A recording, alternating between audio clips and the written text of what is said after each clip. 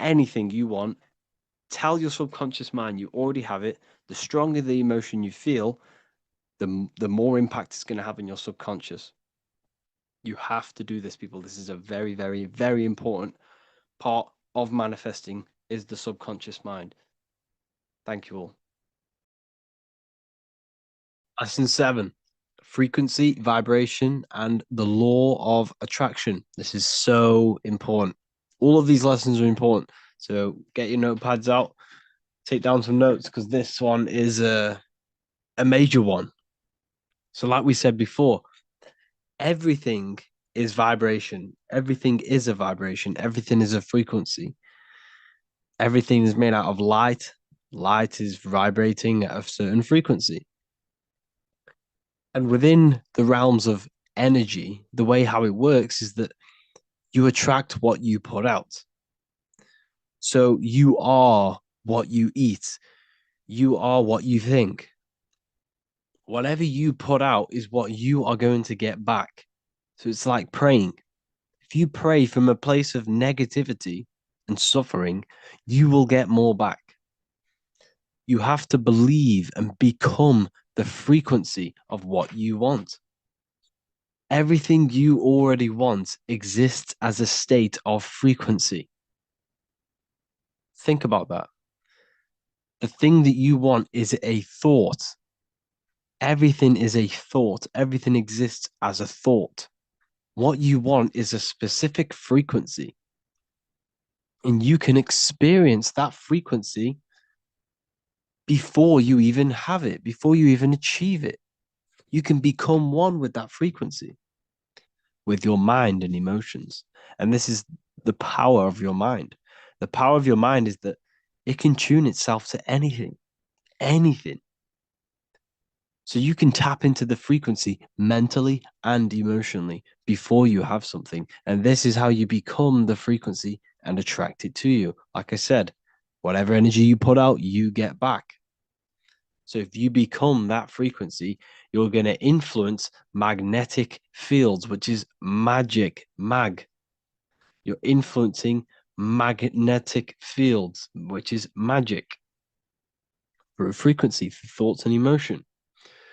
Your present results are a reflection of your vibration. You only attract what you are.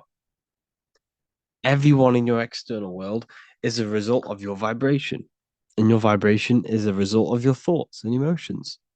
The people around you are on a similar vibrational wavelength as you. So if you meet someone, for example, you walk down the street and you meet someone, and you're two complete opposite people, you're not going to resonate with that person. Why? Because his mindset and your mind are resonating on two different frequencies, so opposite that you cannot clash together. You can't come together. You might not hate that person. His ideology, his thoughts, his beliefs, his loves and things he does, things he likes is all a frequency in his mind, and your mind is the complete opposite. Therefore, you will not become one with that person. The people around you have similar interests, similar likes, similar things to you, and that is a frequency in the realm of your mind. Everything began in the mind. It mirrors reality. I've told you this many times. So if you look at this room,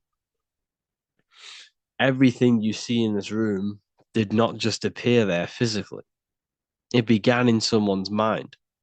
Someone thought of the lampshade. Someone thought of this design. Someone thought of this design of the sofa. And then someone thought to place it there. So everything is a result of mind. Mind is the first cause of everything. You're going to hear this a lot in this course because it's so true. Your life is a result of your mind. Your mind is your biggest tool. It's an infinite, limitless tool that you can use to manifest anything you want in your life. All you have to do is fill your mind with what you want. Tunnel vision. You have to fill your mind with what you desire and what you want, and it will come true. if you think and feel, if you believe it, if you fill your mind with belief and just that one thing, it will come true. It has to, because your life is a result of your thoughts. So everything you see in this room is all a manifestation of someone's invisible mind. Out of darkness comes the light. Your mind's the darkness, the physical realm's the light. You manifest things out of the darkness into the light. You see? So everything is a state of vibration, and we can tap into these vibrations through the mind. You control your mind, you control your reality. And this is all to do with vibration, the law of attraction. Because when you become frequencies, you attract that frequency back. This is how it all works. If you become a certain emotion, you're going to attract certain people around you that are on that vibration. Okay. Your mind is like a radio. You tune into different frequencies. Okay. You attract what you come one with. Whatever you become one with, that is what you attract. That is what you become. So it's important to keep your mind on high frequencies, to keep your emotions on high frequencies, on elevated states of emotion, elevated people, elevated thoughts. Because whatever you think and whatever you feel, you're becoming that vibration. And that is what will come to you.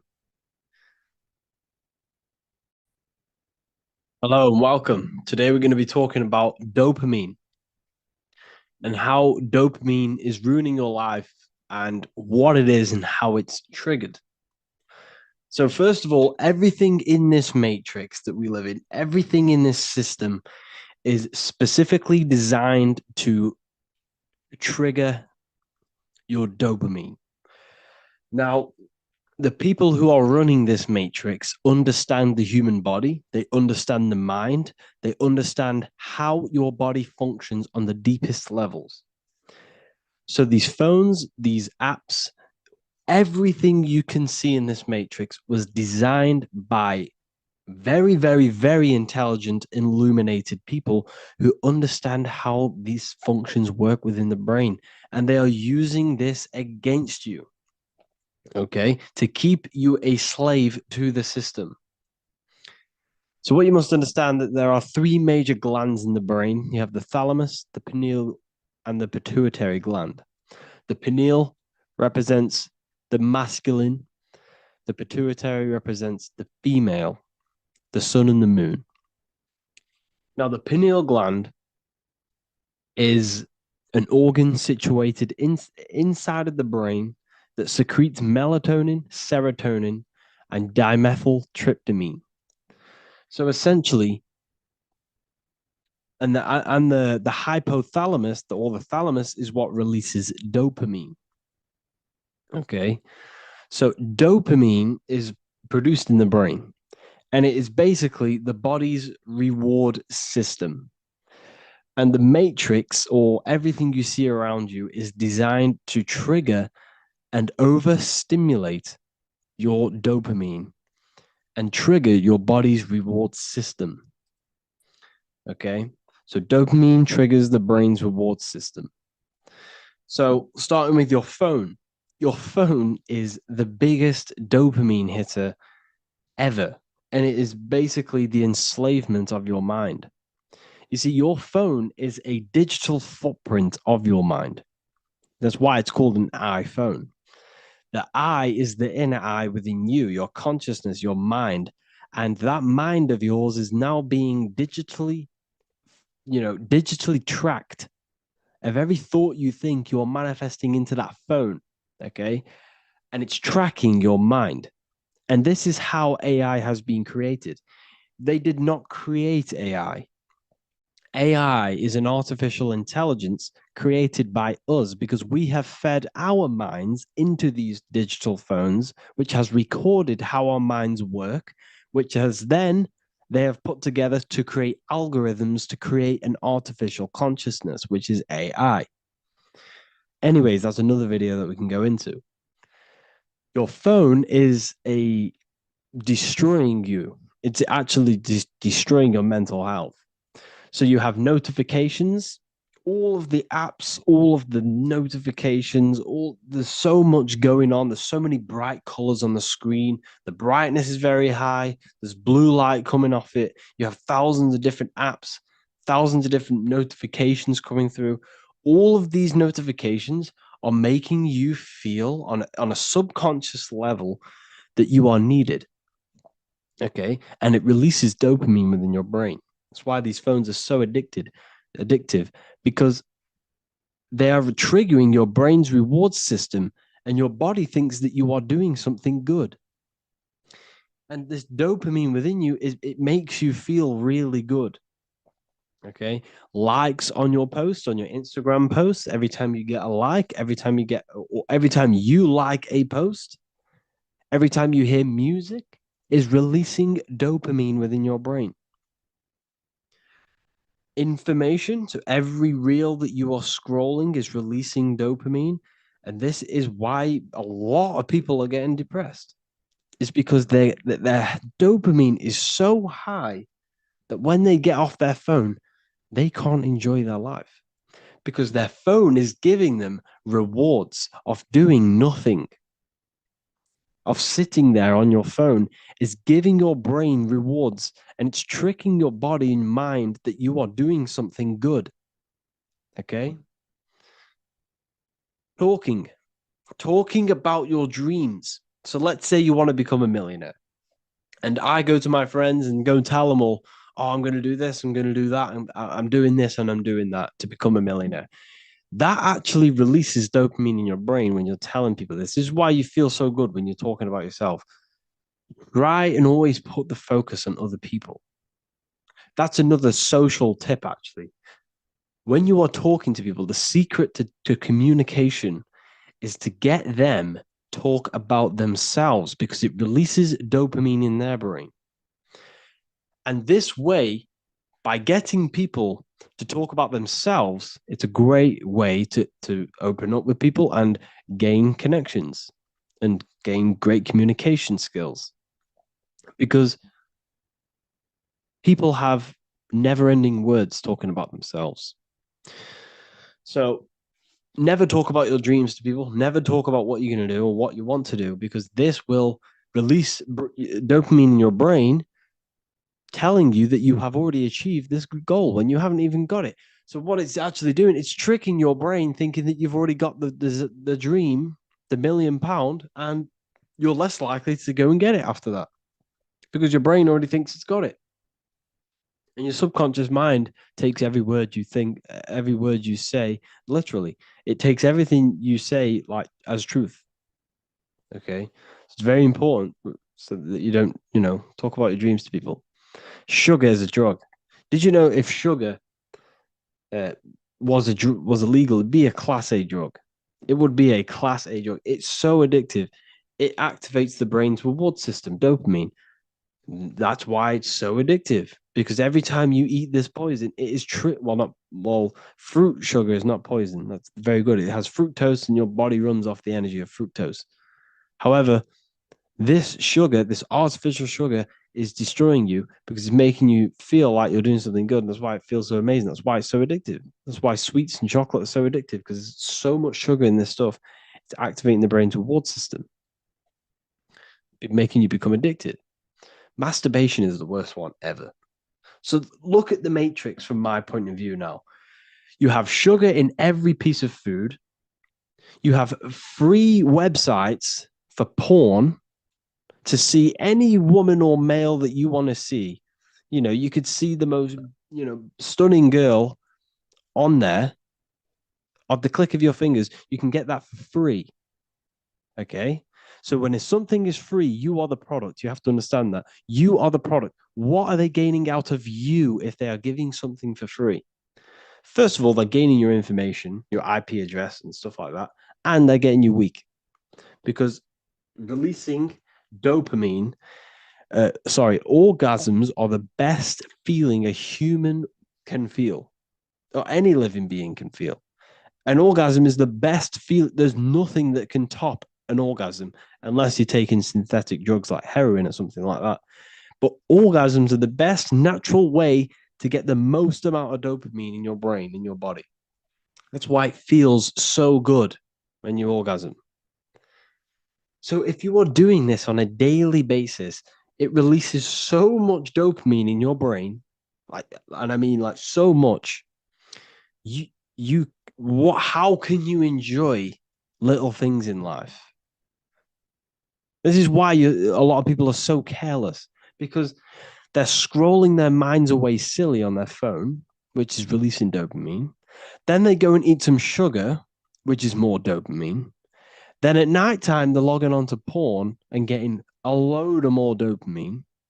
You see, everything is triggering the brain's reward system in this matrix, and it's keeping you lazy. It keeps you lazy when your bodies feel like it's doing something good, but the eating and masturbation, it's destroying your motivation. You can't function in a world. You can't do it. Okay. How can you enjoy life and little things? Like I don't know an example. For example, just in nature. If you're walking through a woods, how are you going to enjoy that when at the tip of your fingers you're going to go home and destroy yourself silly on these dirty websites, getting the most amount of dopamine ever. This is why it's so sacred. Sacred. We should not be releasing. You should never be releasing unless you're creating a baby. And that is that simple. And to anyone who says that is unhealthy, they are wrong. You should not release. That fluid inside of you can create a whole other human being. Think of how powerful that is. That little fluid of that inside of you it carries every single mineral, every single vitamin to create a whole new human being.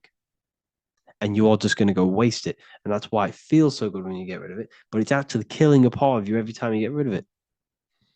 Because when that fluid is inside of you, instead of wasting it outside of you, that sacred body's fluid is actually vitalizing all of your cells and nourishing your body. Okay. So you have to get into retention. It's the best way you can gain power and gain confidence and gain your life spark again. Because it's killing you, people. It's killing you, people. Everything, like I said, everything in this matrix is designed for dopamine. It's all triggering the brain's reward system. So it keeps you lazy and on your ass scrolling on your phone. So we have to do dopamine detoxes, a phone detox, caffeine detox. Caffeine releases dopamine in the brain. Another one, everyone drinks caffeine. So they wake up, they drink caffeine, dopamine. Then they have sugar in there, which is more dopamine. Then they scroll on the phone, which is more dopamine. They watch the TV, it's more dopamine. Everything's dopamine. And I mean everything in this matrix. You can't enjoy the little things. Okay.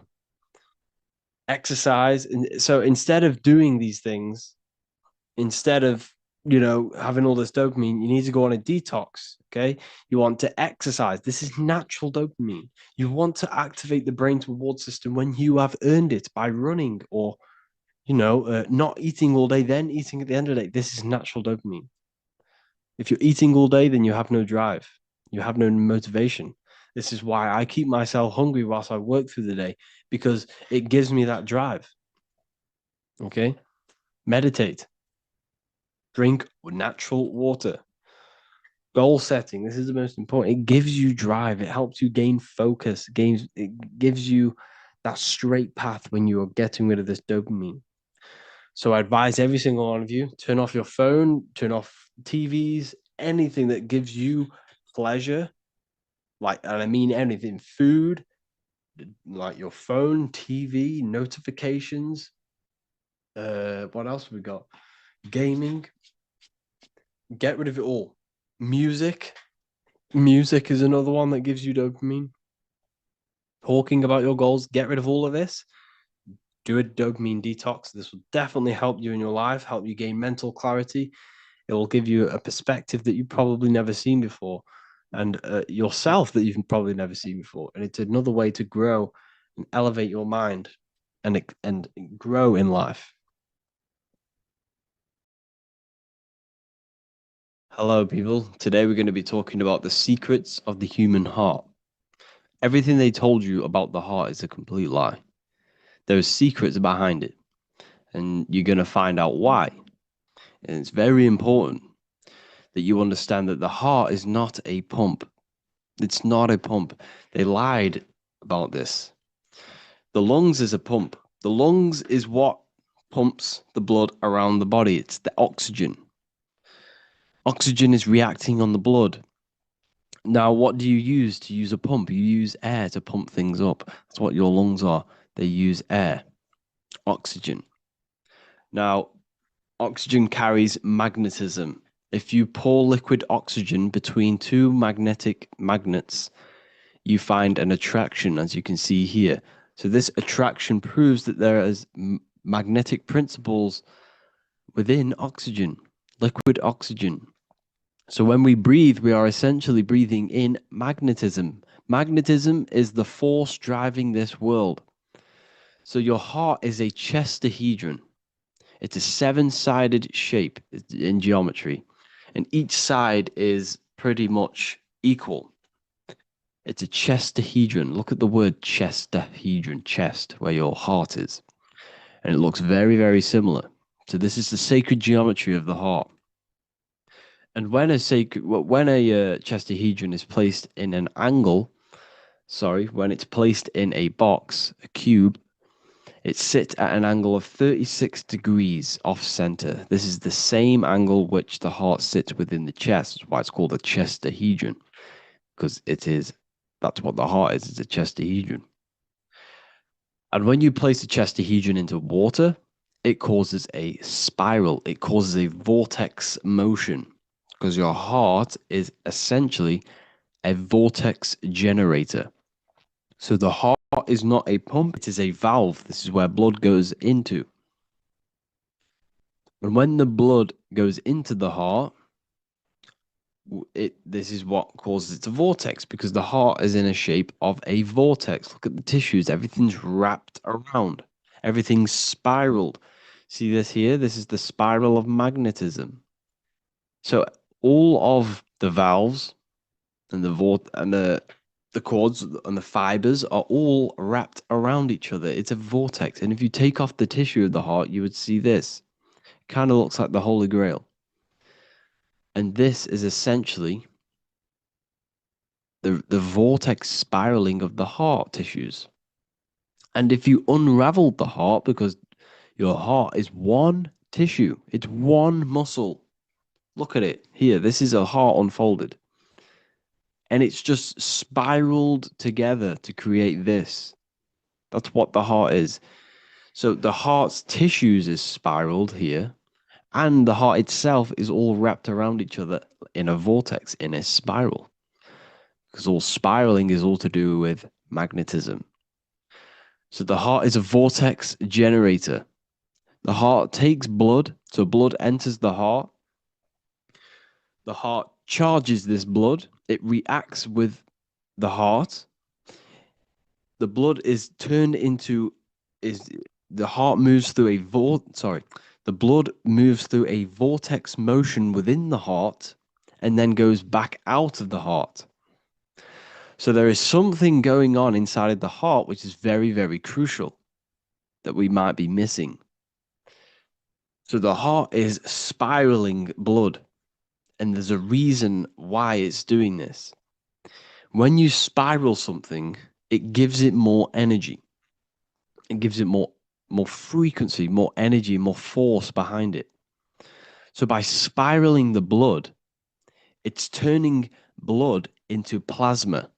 That's what the heart is doing. It reacts with the heart, it turns it into a vortex and turns the blood into the fourth state of liquid, or fourth state of matter, which is plasma. Okay? Plasma is proved to be in the blood. Plasma is a part of the blood that carries platelets and red blood cells and white blood cells around the body. Plasma makes up approximately 55% of the blood.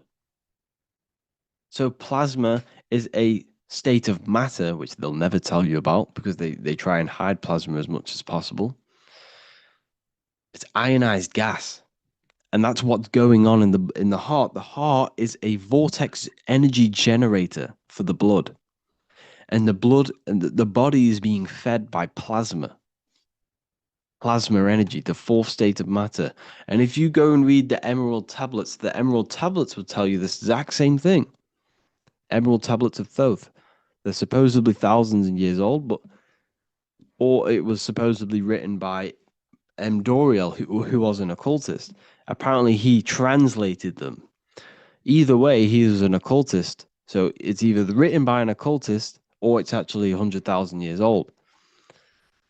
In the physical are these channels, the blood which moves through the vortical motion, reacting on the heart to continue its beating. So what is that telling you? The blood moves in vortical motion. It's a vortex. Reacting on the heart. What's it reacting with? There's something in the heart that turns blood into plasma. It reacts with the blood, reacts with the heart.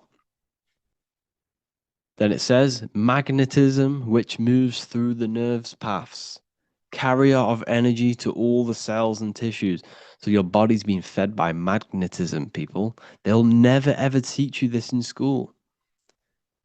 That your whole body is running off magnetism and plasma. You're literally you are an energy being. When you understand this, you are made of energy. You're running off spiritual etheric energy that you cannot see. They just teach you in school that you're running off blood and oxygen. It's way deeper than this. We're being run by magnetism. Magnetism is the driving force of all creation. Magnetism, which moves through the nerve paths and carrier of energies to the cells and tissues. Akasa, which flows through the channels, subtle yet physical, completing the channels. Personally, I think Akasa is plasma. Okay, plasma is Akasa. Completing the channels. Each one of the three attuned with each other, each affecting the life of the body. So all of these three things, okay, the heart, magnetism, and Akasa they're all working together to create the body, to create the life. Form they the skeletal framework through which the subtle ether flows. So it's telling you ether is real. Ether is the substance that connects the physical and the astral. It's your etheric body is where your chakras are. So your chakras are your etheric energy body. And these energies, these seven energies, is what gives life to the physical form. They feed energy into the physical form. So the ether, subtle yet physical, is charging the body through the skeletal framework. So it's telling you this, and even the word heart has ether within it if you just rearranged A and the E. Put the H on the beginning of, put the H on the end of heart and you get earth.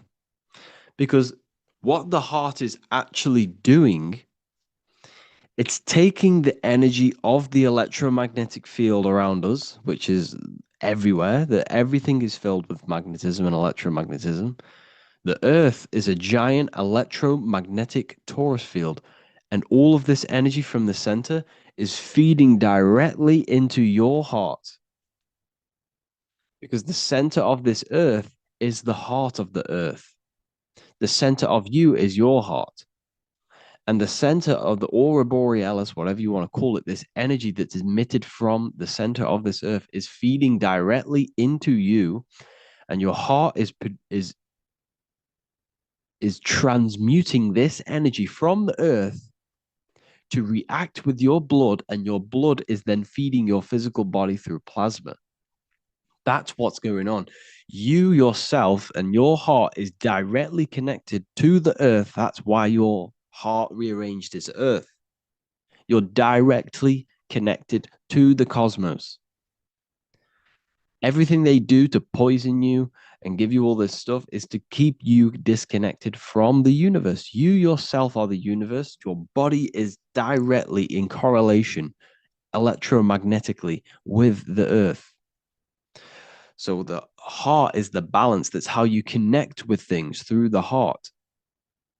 Okay. Here you see Jesus with the Sacred Heart, always pointing at the heart.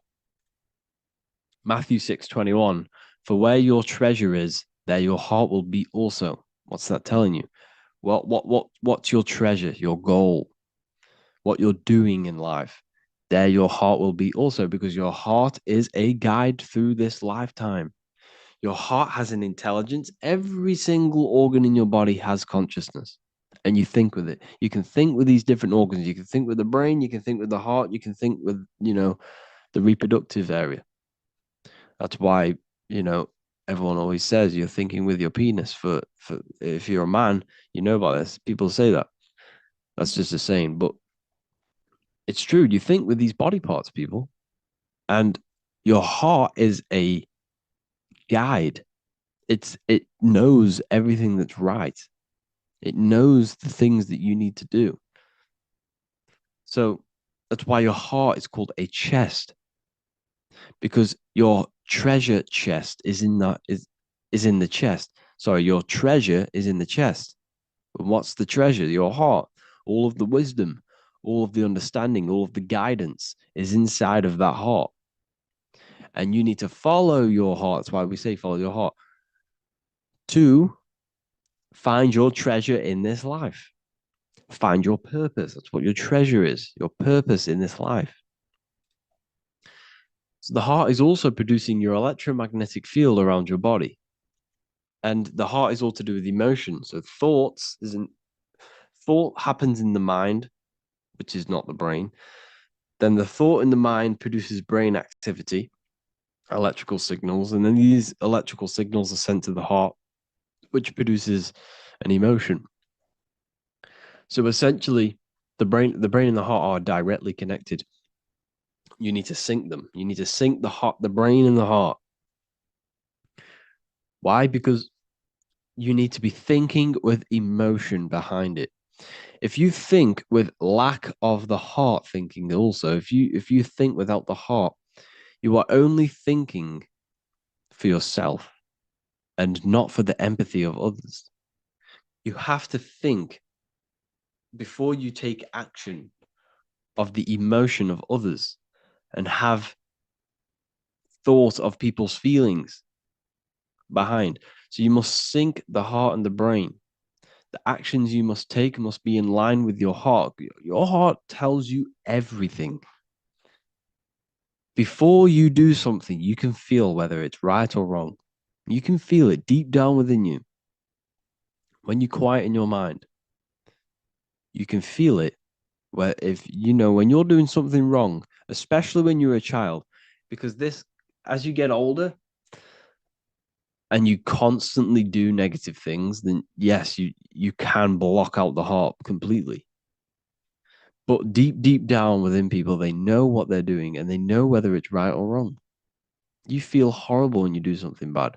You feel it inside of you.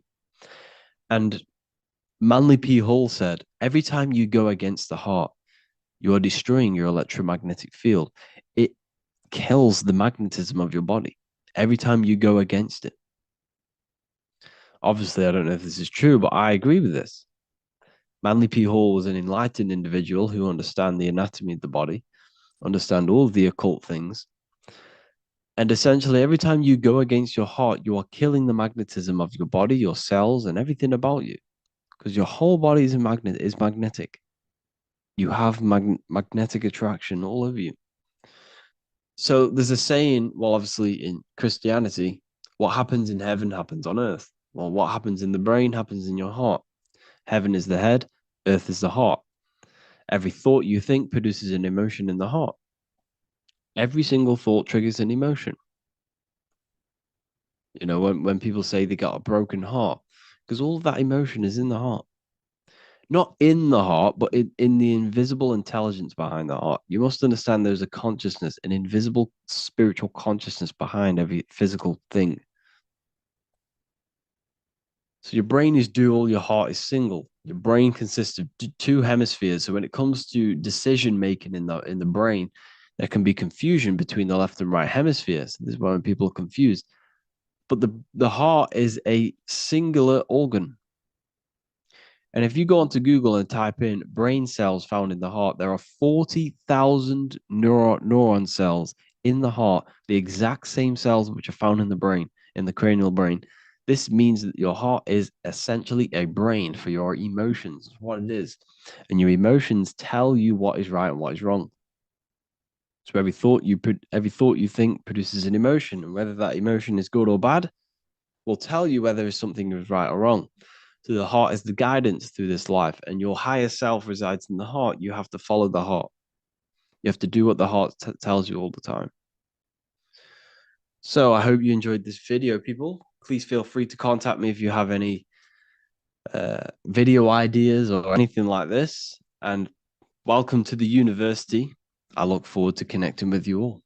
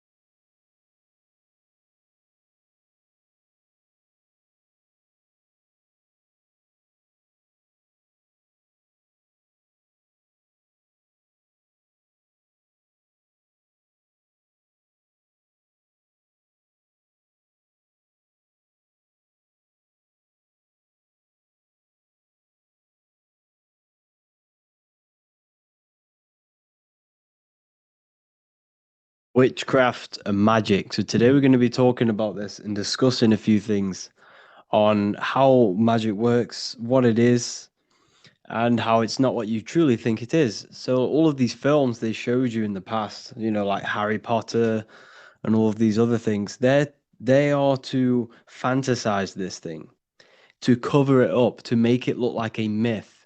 It's why it's called Hollywood.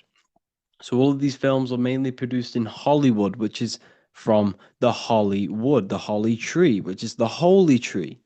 Because the ancient druids used to take this wood and make magic wands out of this wood and cast spells with this wood.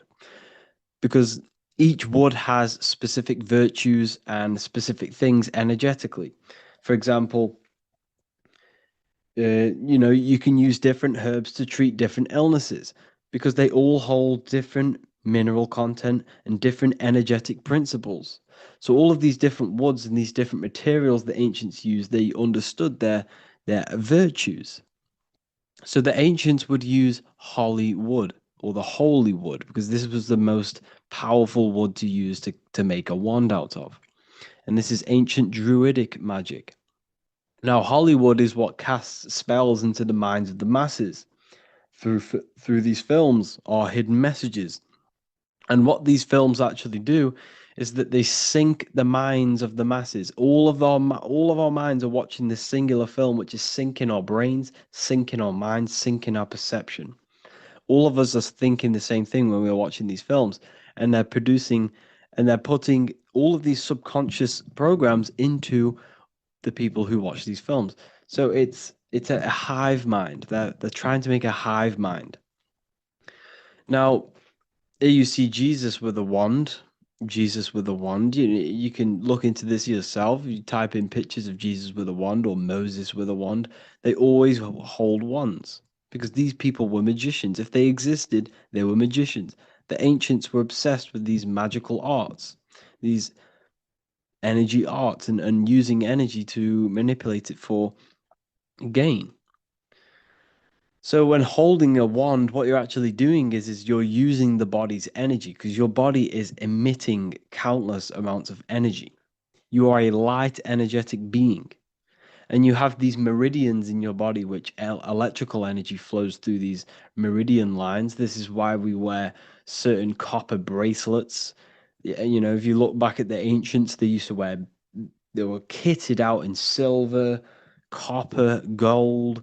They always wore these electrically conducting materials as well with crystals. Crystals were used to enhance different body parts. If you wanted, you wanted to hear better, you'd place a crystal and a metal in the piercing of your ear. This is why they used this, because they understood the principles of these things. Because everything you see physically has an energetic body behind it, which enhances things. High frequency, high energy is what enhances things. So by wearing these materials, on your fingers, on your wrists, you're enhancing the flow of electrical energy throughout the body. You can do this if you want to heal your body. Let's say you got arthritis in your wrist and you wear a copper bracelet. This will help bring energy. It will help raise the frequency of this specific area of the body, which will, you know, help heal this area of the body quicker. It's all about energy because energy becomes before matter. Matter is a result of energy. So therefore, when you raise the frequency of things and give it high energy, it affects matter. So this is why the ancients, were obsessed with crystals, and all of this falls under magic because it's using natural things, using natural resources for energetic properties and principles. And it also amplifies your electromagnetic aura. You see, when you raise your frequency, people, when you raise your frequency, your brain is producing a higher frequency. It can work on a higher capacity. Therefore, you can process more information. It works more efficiently. You become enlightened. And when you're raising your frequency and your electromagnetic field is high energy, it's very healing. It heals your body. It heals other people around you. This is why, some people can walk in a room and everyone stares at him because his field is so powerful, so high frequency. And this field is highly influenced by the internal state of an individual. If your mind is in a negative space, then this will reflect in your spirit, which is your electromagnetic energy. So emotions are magnetic. You are magnetic. You attract whatever you feel like, whatever your mental space is. So it's important to master the mind and master the emotions for this reason, because this is when you become a walking magnet, a walking light being. Now, Happy Birthday is a form of a magic spell. It's a spell to make you age quicker. Now, if you've watched the subconscious mind, the manifestation mastery, if you're in the university, you've probably watched it, and you know about the subconscious mind, then this is where it kind of gets a bit crazy because a lot of magic is all to do with the subconscious mind and how it reprograms and creates reality. Because essentially everything begins in the subconscious before it actually materializes into a real reality. Now, what you do on your birthday is, what are you doing? You're doing magic. you're doing witchcraft. Because what you do, you turn off the lights, you dim down the lights, you get a candle, you light the candle, and then people chant, your family, your friends, they start chanting happy birthday. And then you make a wish, which is a mental directed thought, and blow out a candle. It's witchcraft. This is all forms of witchcraft. Now, I'm not saying this is evil because witchcraft can be used for good and bad, not just for the bad. People always think that witchcraft is purely bad because they've been indoctrinated by the church. The church has made these things seem evil because they don't want us delving into these powerful ways of manipulating reality, manipulating natural energy. So when you are wishing, that is a form of mental directed energy, which is magic. All of this is magic. You've been doing magic your whole life.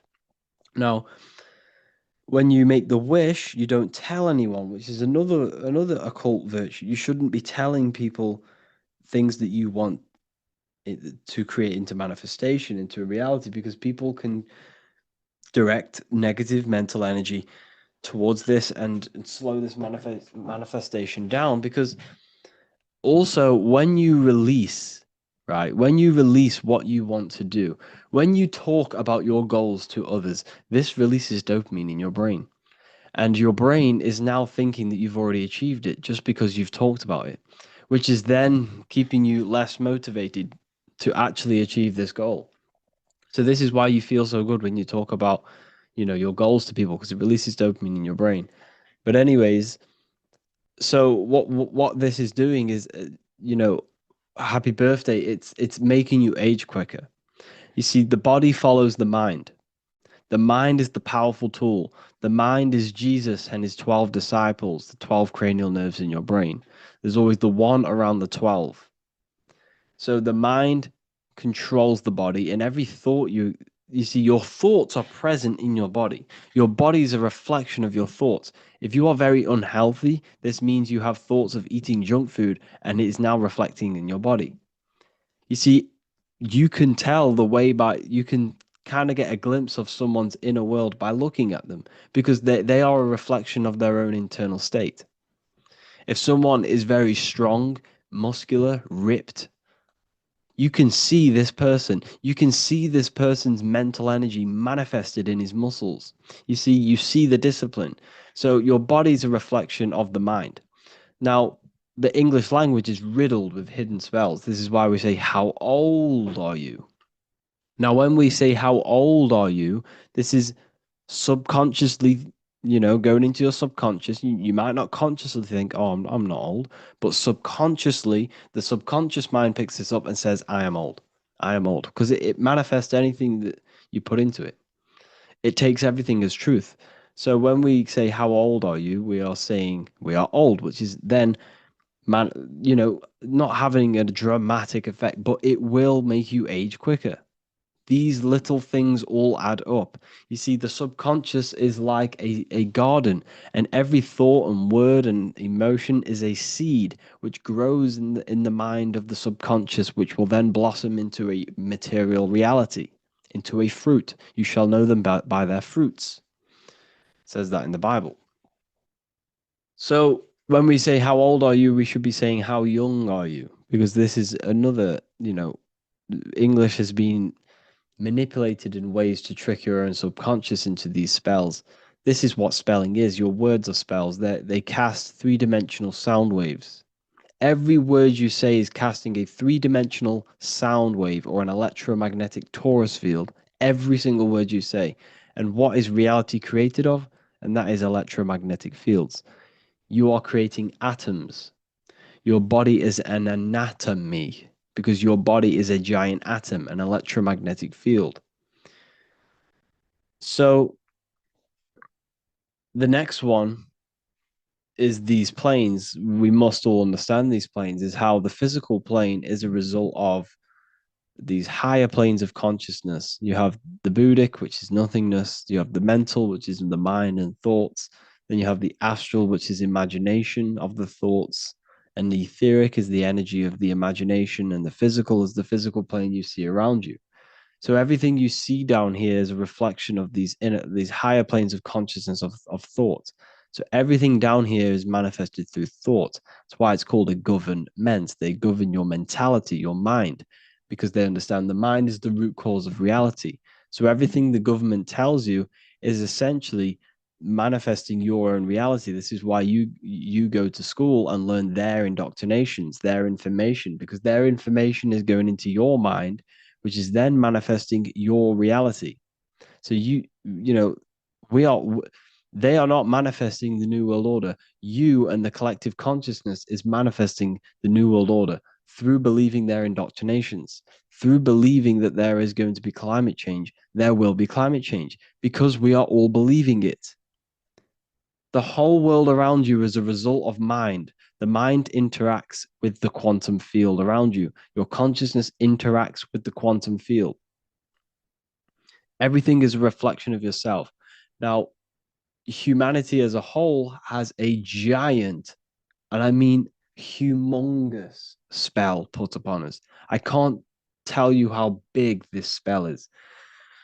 So, let's say you have a limiting belief that you are not strong, for example. This will affect you. Go to the gym, and if you sit, okay, go to the gym, grab the heaviest weight that you can do without injuring yourself. Do it, try do a set of them while saying, I am not strong mentally. Say it over and over, and I guaranteed you won't do many reps. And then go grab the same weight and then repeatedly say in your mind, I am very strong, I am very strong, I have lifted the weight. And I guaranteed you will do more reps. It's because the mind has power over the physical plane. It's all mental. This whole world you see around you is manifested from thought. This mic I'm speaking to, the computer or the phone you're holding, was all a thought in the mind. So therefore, everything is an emanation from the mind, the invisible realms of consciousness. And that's what the occult means. Occult just means hidden, and thoughts are hidden. Knowledge is hidden. You can't see knowledge. You have to gain knowledge. You can't see the knowledge behind someone. You you can't split their brain open and see the imagination. You can't split their brain open and see the knowledge they know. It's because it's hidden within an invisible plane of mind and astral and etheric. The physical plane is nothing but a shadow of these higher dimensions. Now, it's by manipulating these planes is how you create your reality. This is what magic is. It's by as above, so below. You change above, you change below. Now, this is where mental directed energy comes in. I kind of went a bit off track. I was going to go to the huge spell that's being placed on us. The spell that's being placed on us is limiting beliefs. The whole world has gone to school, and this school teaches, the Rockefeller, the Rockefellers, they own the school system, and everything they've taught you is to give you a perception of the world. Now, what did I just tell you? This whole world is a result of thought. It's belief. If the whole world believed we had superpowers, we would have superpowers. Now, that sounds crazy to you because I know, because the limiting beliefs, that's what I mean. All of us have been indoctrinated with limiting beliefs of gravity, of limiting things like, I don't know, the globe model. We've all been implemented with these things which limit our mind and our body. If we did not go to school and every single person in the world believed that we could fly and we could do something that is completely out of your mind right now, it would happen. It's because this world is a complete correlation and a direct manifestation of thought. Now, the collective consciousness all has a doubting belief system. We are all limited. We are all very well, not all, but if you're in this university, you have an open mind. Well done. I take my hat off to you joining the university and having an open mind. You are one in millions. So congratulations to you for having an open mind.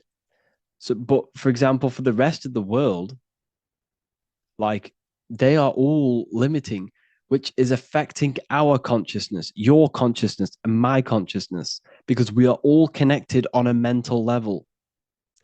We are all connected on the mental plane. This is the plane where everything is one. We are all made of the same substance, which is universal mind, universal intelligence, universal consciousness. We are all the same consciousness in different bodies. So, like I just said, everything is connected on the mental plane. You, me, your parents, your brother, your sister, everyone is connected on the mental plane. Therefore, we can transmit energy, information through the mental plane by practice. So, anyways, because of the limiting beliefs we have on, as a collective consciousness, we all believe we are bound by gravity. We all believe that, we can't do certain things. This is casting a spell on the whole world.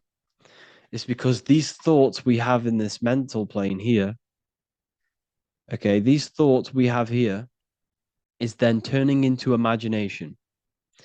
See, the astral plane is very, very powerful. This is the plane that molds the physical plane. So this astral plane is where all spirits, entities, and it's the realm of imagination. This is that screen you have in your mind, but you can access it. This is a full plane that you can access through astral projection. So it is this plane that all of our limiting beliefs is molding into some form of imagination. And this imagination is then turning into energy. And then this energy is manifesting this physical plane. So this whole system that we are under is a spell. It's a very, very powerful astral energy, which is casted upon the whole of the whole of the earth. And we must break this spell. And how do we break the spell? By not believing anything that they tell us. It's the belief system. And we have to stop believing the science they give us. What good does it do us? Think about it. Does it really matter if you don't know anything that they tell you? Does it really? What will it do you? You're still going to live your life. So, for example, the whole system doesn't exist.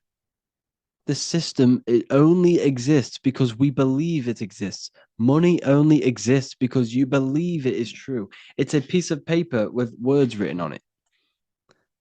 But because your mind gives it value, it's the mind's perception of it that's creating this government, this system. The whole system it only exists in your mind. It only exists as a belief, as a program. The matrix is in your mind. There is no matrix if you don't believe it. Now, this is the spell that's being put on us, and it is limiting us. Knocking on wood, when we say knocking on wood, this is witchcraft. This is magic. Everything has a spirit. The phone you're holding, the atoms in that phone has a spirit, has it as a energy. The trees have energy, they have spirits within them. Water has spirits within them. You see, so knocking on wood is the ancient druidic magic again of knocking on for the tree spirits, because tree spirits are very healing. Trees are very healing, they're very high frequency, they emit lots of energy, lots of ether. So by knocking on it, they would ask them to heal them, or because these spirits are conscious, they're astral. You can't see them, but they exist. Everything has an astral body. You have an astral body. You use it every time you dream. All of us have an astral, etheric. All of us have energy. You can feel it when you walk into a room. You can feel it when someone is very sad. You can feel their energy. You can feel it. And this is what it is. It's transmutation of etheric energy. And this is what knocking on wood is. It's knocking on for the tree spirits. Knock on wood for good luck. Alcohol. This is another deep rabbit hole. That's why we call it a spirit. It's a spirit. It has spirits within them. It's the same with a jinn. That's why we call it a jinn, which is another astral plane deity or entity. But jinns are very powerful. So stay away from jinn. Stay away from any alcohol. There's a reason why every single religion tells you not to drink alcohol, pretty much. There's a reason. Natural alcohol, it's not too bad. Like wine, really like natural, no chemicals. I would, I'm not gonna say I'm against that. I'm not, because that's natural. I'm with anything that is natural. But these spirits, gin, beer, all of this stuff, stay away from it. It's all used for witchcraft. It contains ethanol, which is ethanol, which is the barrier between the physical and the astral plane. You are being possessed when you drink this stuff. It's alcohol, alchemy, because alcohol was created by ancient alchemists, which they would find liquids and they would extract the spirit out of the. So what it is, it's distillation. So they're getting liquids. These alchemists. This is how alcohol was founded by ancient alchemists. So alchemy is basically the transmutation of natural things. It's also, so it's transmuting base metals into gold, or liquids into spirits. And there's also something called inner alchemy, which is the transmutation of oneself from the darkness into light, which is basically what Freemasonry is.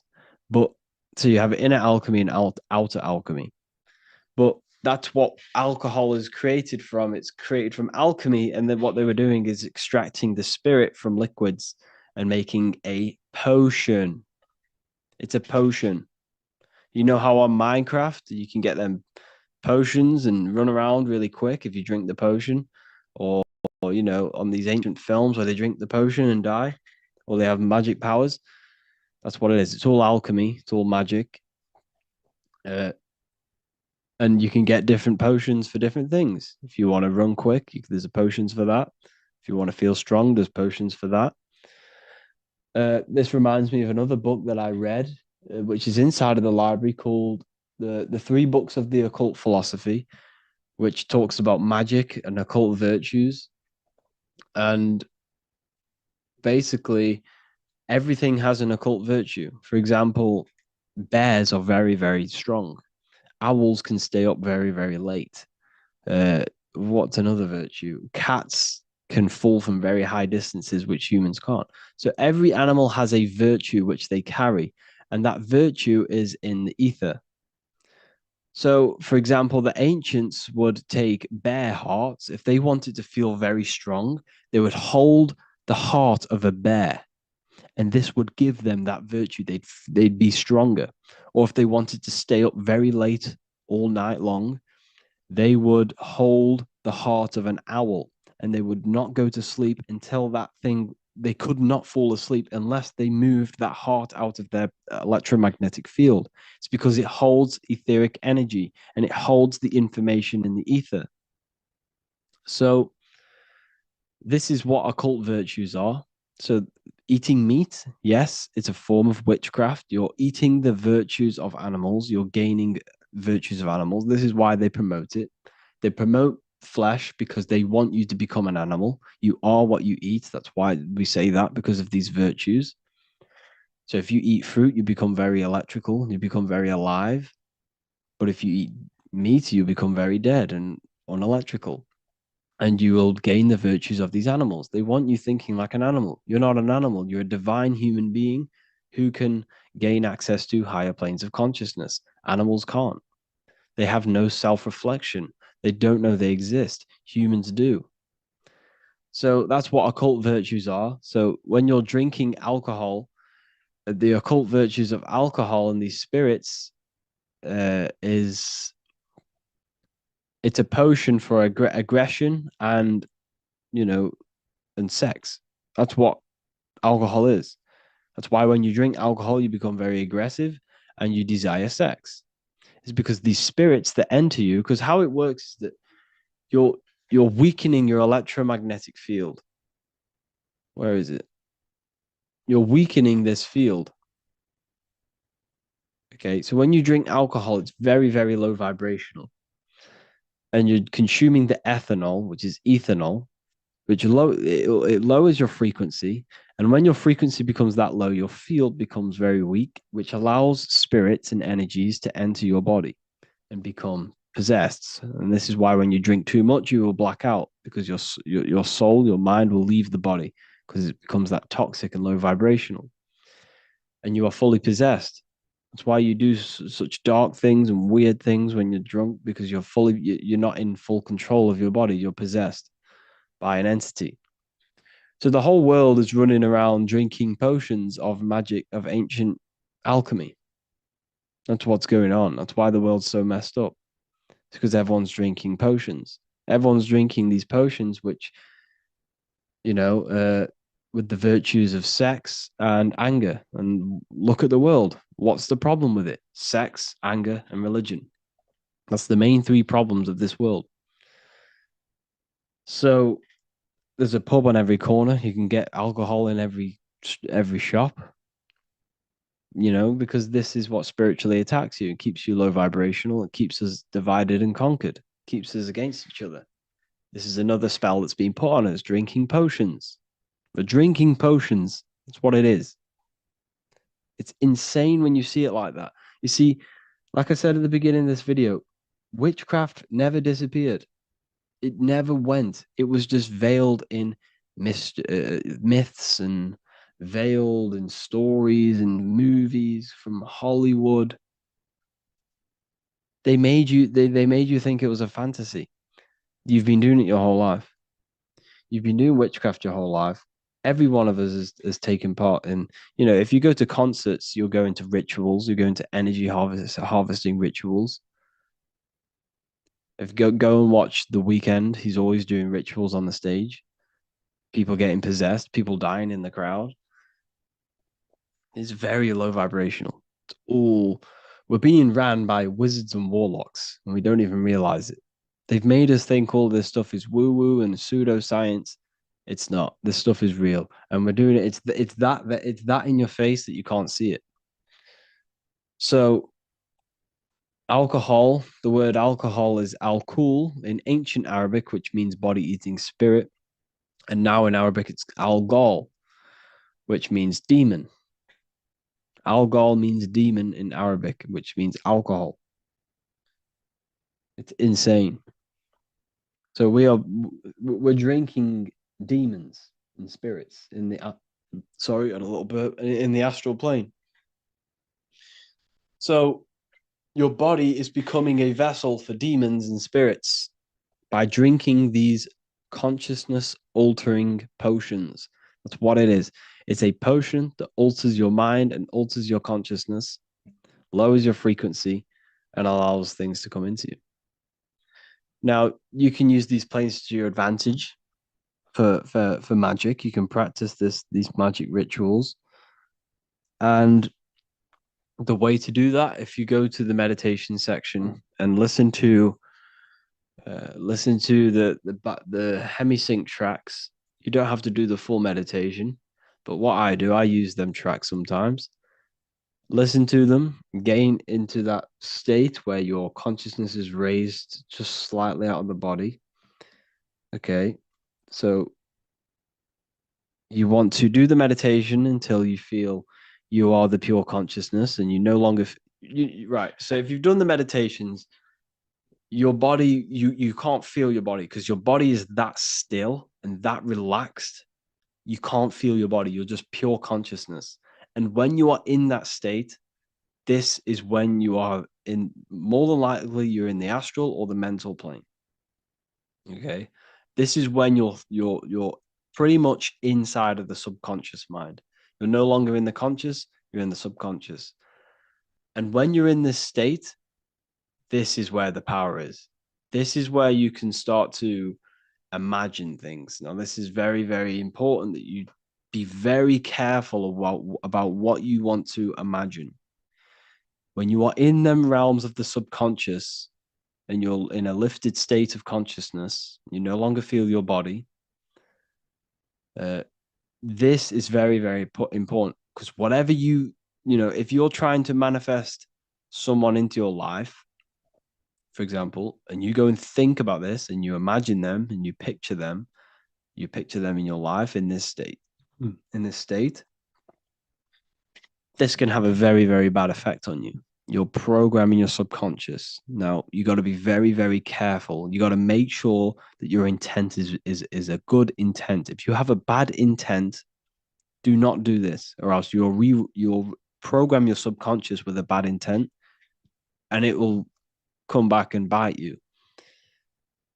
So be very careful about what you're going to imagine. Be very careful what you're going to direct mental energy towards. Now, this takes focus, discipline, and imagination. There are three parts of the higher faculties of your mind. You have to work on these: focus, discipline, and imagination. If you truly want to become an occultist, you must understand this. Focus, because you have to hold an image and hold an image of the imagination. So imagination and focus comes in hand. So let's say you want someone to come back into your life, you miss them. You picture them. You have to picture them very vividly as much as you can. You have to use your focus, your discipline, and imagination to focus and imagination. When you're in that uplifted state, remember, when you no longer feel your body, focus, vision their face, and then whisper into their ear what you want them to do. Whisper into their ear what they want them to do. And then after about 5 minutes of that, keep repeating it, vision it, and saying it into their ear. Don't tell them what you want to do. Tell them the outcome. You will this, you will that. And then once you've done that, you want to then imagine them doing this thing that you've told them to do for 5 to 10 minutes. The longer, the better. The better your focus is, the better your imagination is, the better discipline you have, the more power you're sending to this person. Because remember, we're all connected on a mental level. We're all connected in this mental plane through thought. And thought is non-physical. It's metaphysical. It's not made of atoms. A thought's not made of atoms. It's completely metaphysical. You can't locate it. It's in a higher plane of consciousness. So we're all connected on a mental level. So what you are actually doing, you're directing mental energy towards this person. And if this person is not aware of occult things, this can influence them. The more you do it, but like I say, people, don't do this for bad reasons. Don't do this for bad, because this can turn around and bite you. This can end up really bad if you do this, if you do something, that you shouldn't be doing. But I'm here to spread the light. I'm here to spread knowledge. I do this for good things. I don't do it for personal. I don't do it for personal people, but I do it for my life and what I want. You can do this to manifest things. But this is how. Have you ever been in a situation where you thought of someone and they called you, or you thought of them and they called you? Well, this is how it is. Is because we're all connected on a mental level. And the more connected you are to that person emotionally, the more power this will have, because you have a connection on the astral. For example, if you've had sex with someone, you are connected with them on an astral level. Emotionally, you're entangled emotionally. So you got to be careful who you have sex with, because sex is a form of magic. If you have sex with random people, they're running around with a piece of you, and they're putting that piece of you into other people, which is messing you up. We're all connected on these planes, these higher planes of consciousness. You got to be careful. Handshakes. Why do we do handshakes? Well, we're transmitting energy. So don't handshake people who you don't want to handshake. You're transmuting energy and electrical energy and information. You know, so this is all, it's all mental, it's all astral. All of this stuff is. You could, like I say, you can use this mental directed energy for manifestation as well. If you want things in your life, picture them. Well, first get into that state where you can no longer feel your body, where you're that still, and then picture them.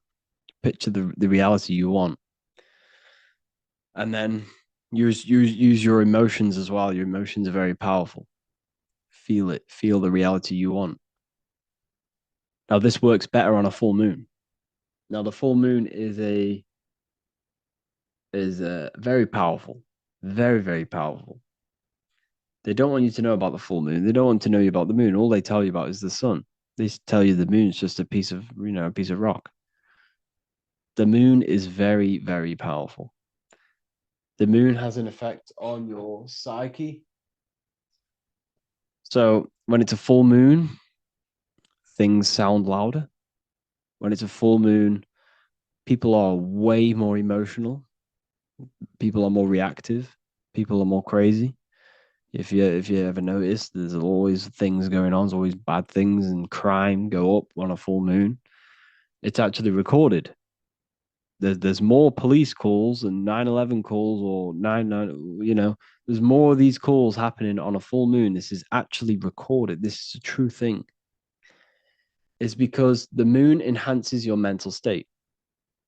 If you are, if you are very an emotional person, an impulsive person, a full moon comes around, you're going to be even more impulsive. Probably going to start pulling your own hair out. It's because it's very powerful. So when you do these, that exercise I just told you of mental directed energy, which is a form of magic, you can do this on a full moon to manifest quicker, to have it more power. That's why you always see witches. You always see these witches on a full moon. It's because it's very, very, very powerful. And witches always with cats. It's because cats transmute negative energy and they can heal you. The Egyptians were obsessed with cats. They had cats around them all the time. And that's why you see cats have 9 lives. Why do cats have 9 lives? Because supposedly there are 9 dimensions and they see all 9 of them. So it's symbolic for them having access to all 9 dimensions. So cats are very powerful. If you have a cat, when they purr, that's very healing. The frequency they produce when they purr, they do that to cleanse your energy. They know you have bad energy. So when they purr, they know you have bad energy and they're trying to heal that for you. So if cats come up to you, they're trying to heal you. Cats are very powerful. This is why witches keep cats, because they're always cleansing them of negative energy. Well, yeah, I think that's pretty much everything for this video, people. I hope you all enjoyed this video. Be very careful about what you plant in your subconscious. Definitely do their meditations. They're very powerful. Very, very powerful. Do them with headphones. You can't do them without headphones. It doesn't work. You will astral project or you will have an altered state of consciousness if you follow the meditations of the gateway process. I've done them multiple times. Very powerful audios. So yeah, hope you all enjoyed this one. Feel free to get in the community, tell me what the next video to make. And there's no one in this, so I can't answer questions. So we're going to be doing live calls I'm going to do them every Saturday morning now. So Saturday morning is probably the best time to do them because people are off work. I've done it on a Friday today, and obviously no one's here because obviously people are at work.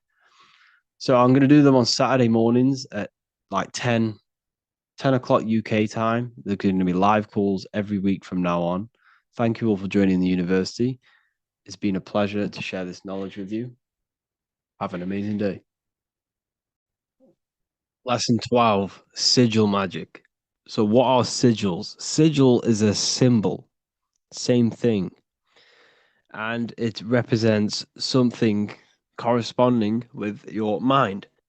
So, for example, without you even seeing the letters, this object, well, this shape corresponds with something within your mind that associates with that shape that you see. So the symbol for Nike, everyone knows it's Nike, even without it saying Nike. It's because this symbol has been associated with something that our minds recognize. So symbols speak to our mind and subconscious mind. Okay. And within us and around us are the other planes: astral, mental, and etheric and physical. So this symbol, right, the Nike symbol, carries energy. Why does it carry energy? It's because all of the collective minds that have seen this symbol have a collective thought and associations within their minds that associate beliefs with this symbol. So another way to see this symbol is speaking to you energetically and metaphorically to your right hemisphere and your mind. So the collective mind, this is very hard for me to express and teach this because we're talking about something metaphysical within the mind. There's not many words, it's hard to describe. So a symbol carries mental energy. Mental belief, mental awareness is energy. So all of the collective minds have a belief about this symbol. They know what this symbol represents in their minds, and this carries energy. So if you go and wear this symbol, you are associating yourself with the energy. You are carrying that energy. Okay? So that's how symbols are very powerful. They carry energy because when someone sees you with that symbol on, they associate you with their mental belief system on that symbol. So you can create symbols yourself. What you have to do is create a sigil, something simple, easy to remember. Okay? You got to make sure it's very easy to remember because you're going to have to imagine this symbol as well. Create a sigil, like a triangle with whatever in, and give it a mental belief. So every time you see this symbol, or it could be even be a letter, you could even use something so simple. Whenever you see this, it's going to remind you of that belief that you have with that symbol. And what you need to do is create it on a piece of paper or a bay leaf,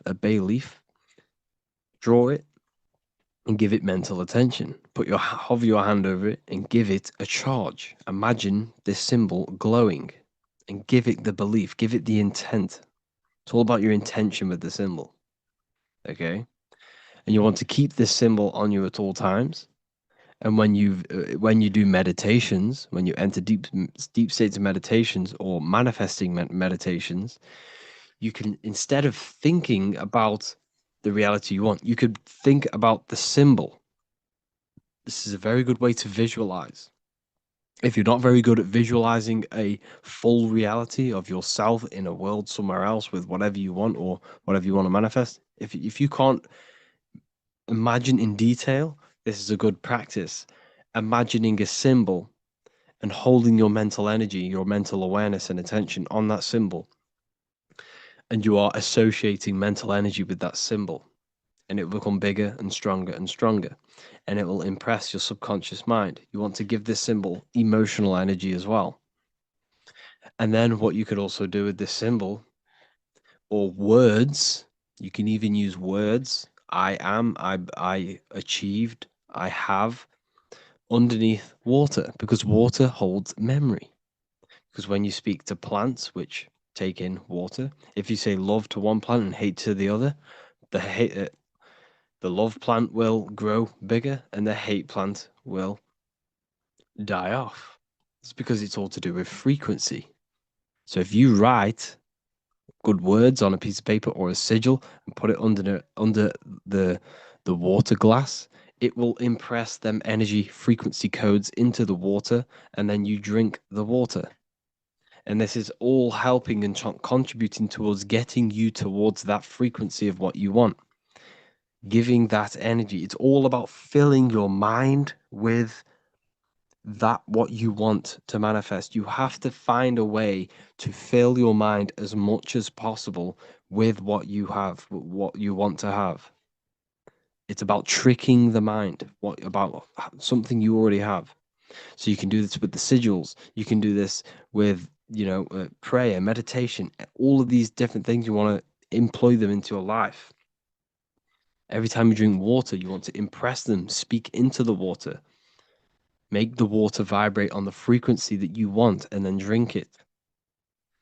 Okay, this is very important. You have to find every single way to get yourself to that frequency by filling your mind with what you already have, what you want to manifest, by believing in your mind you already have it, and filling your spirit with that energy. By giving your electromagnetic field that frequency, you becoming that frequency. It's all about maintaining that frequency and that mindset, and it will reflect into your external world. So you want to find all these different ways and do them as much as possible. So to go over that again, create a sigil, just draw it, give it mental attention, mental energy. You can visualize it in meditation, or you can put it underwater, keep it on you at all times, and whenever you see that symbol, think about what you have, what you want, and this will all contribute towards manifesting. Hello, welcome to lesson number 1 of Manifestation Mastery 2.0. So the first lesson we're going to be getting into is the 7 universal laws. You need to obey these laws and operate your life within these laws so that you can maximize your manifestation. Now, what you need to realize is that you are manifesting at all times. You are manifesting now with what you are thinking, what you are doing. Everything is manifestation. But when you choose to do this consciously, you can get anything you want in your life. Think of it like this. When you're playing a video game, GTA for example, you level up your character. You are not the body, you're not the person in the game, you are the intelligence behind that body. You are this invisible intelligence which is a creating force. It manifests everything.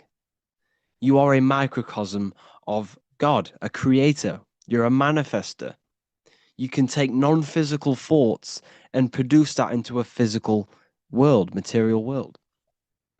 So this is the mindset you need to adapt. So the first universal law is the law of mentalism. Okay. Mentalism, everything is mind. There is one substance in the universe, and that substance is mind. Me, you, are mind. We are the same substance. Yes, we are in a different physical form, a different physical body. However, the mind, the substance that makes your intelligence, is the exact same. The mind is the universe. Everything is the universe. Matter and mind are one. So the mind is cause. You are not the mind, though. This is what you need to understand. You are the soul, which is the observer of the mind. You are the one listening to the mind. You are the one behind the mind. However, without the mind, nothing can exist. There's no understanding. There's no intelligence. The soul is the consciousness, the observer, the awakeness, the conscious. The mind is the intelligence of your consciousness, your awareness. So mind is cause. Mind is the one substance. Good and bad are the same thing. Now let me break this down. Good and bad are two opposing things, right? But it's the same. They're 2 degrees of the same substance. Now, what do I mean? Hot and cold are different degrees of the same substance, and that substance is mind, perception. Your perception is what is giving it a degree. If is it good or bad? But it's one. Everything is one. Everything is all mind. Mind is the only substance in the universe. Okay, how to apply this principle? Discipline the mind. As we believe in our mind, so it be. We need to control our thoughts. We need to be mentally prepared, but and mentally engaged, but not letting our emotions take over, because we are emotional as well as mental. The mind is the root cause of everything. Before you kick a football, a decision is made within your mind. Before you do anything, it's all in the mind first. The phone you have, the car that you have is all designed. The buildings around you was all an image. It was all an imagination. It was a seed in someone's mind before they manifested it physically. So you need to use your mind properly by disciplining the mind. Disciplining the mind is the most powerful thing you can do in your life. Controlling your thoughts, control where your attention goes, your mental attention. Where attention goes, energy flows. If you're controlling your life, controlling your mind, you're controlling your life, your physical life. Okay? So be aware of where you are, be aware of your mental state and emotional state, and change it. You can change your mind. You are choosing to feel depressed. You are choosing to feel happy. You are choosing to entertain these thoughts within your mind. So the higher faculties of your mind, imagination, work on your imagination. If you can't, if there's no screen in your mind, then you have no imagination. Every single one of you should have a clear screen in your mind where you can pull anything you want into that screen. If I say think of an apple, there should be there should be an apple in your mind somewhere. This is imagination. You see, the mind operates on the highest planes of existence. The mind is not a physical thing. It's the thing controlling this physical form and manipulating this physical external world. Mind is the controlling substance.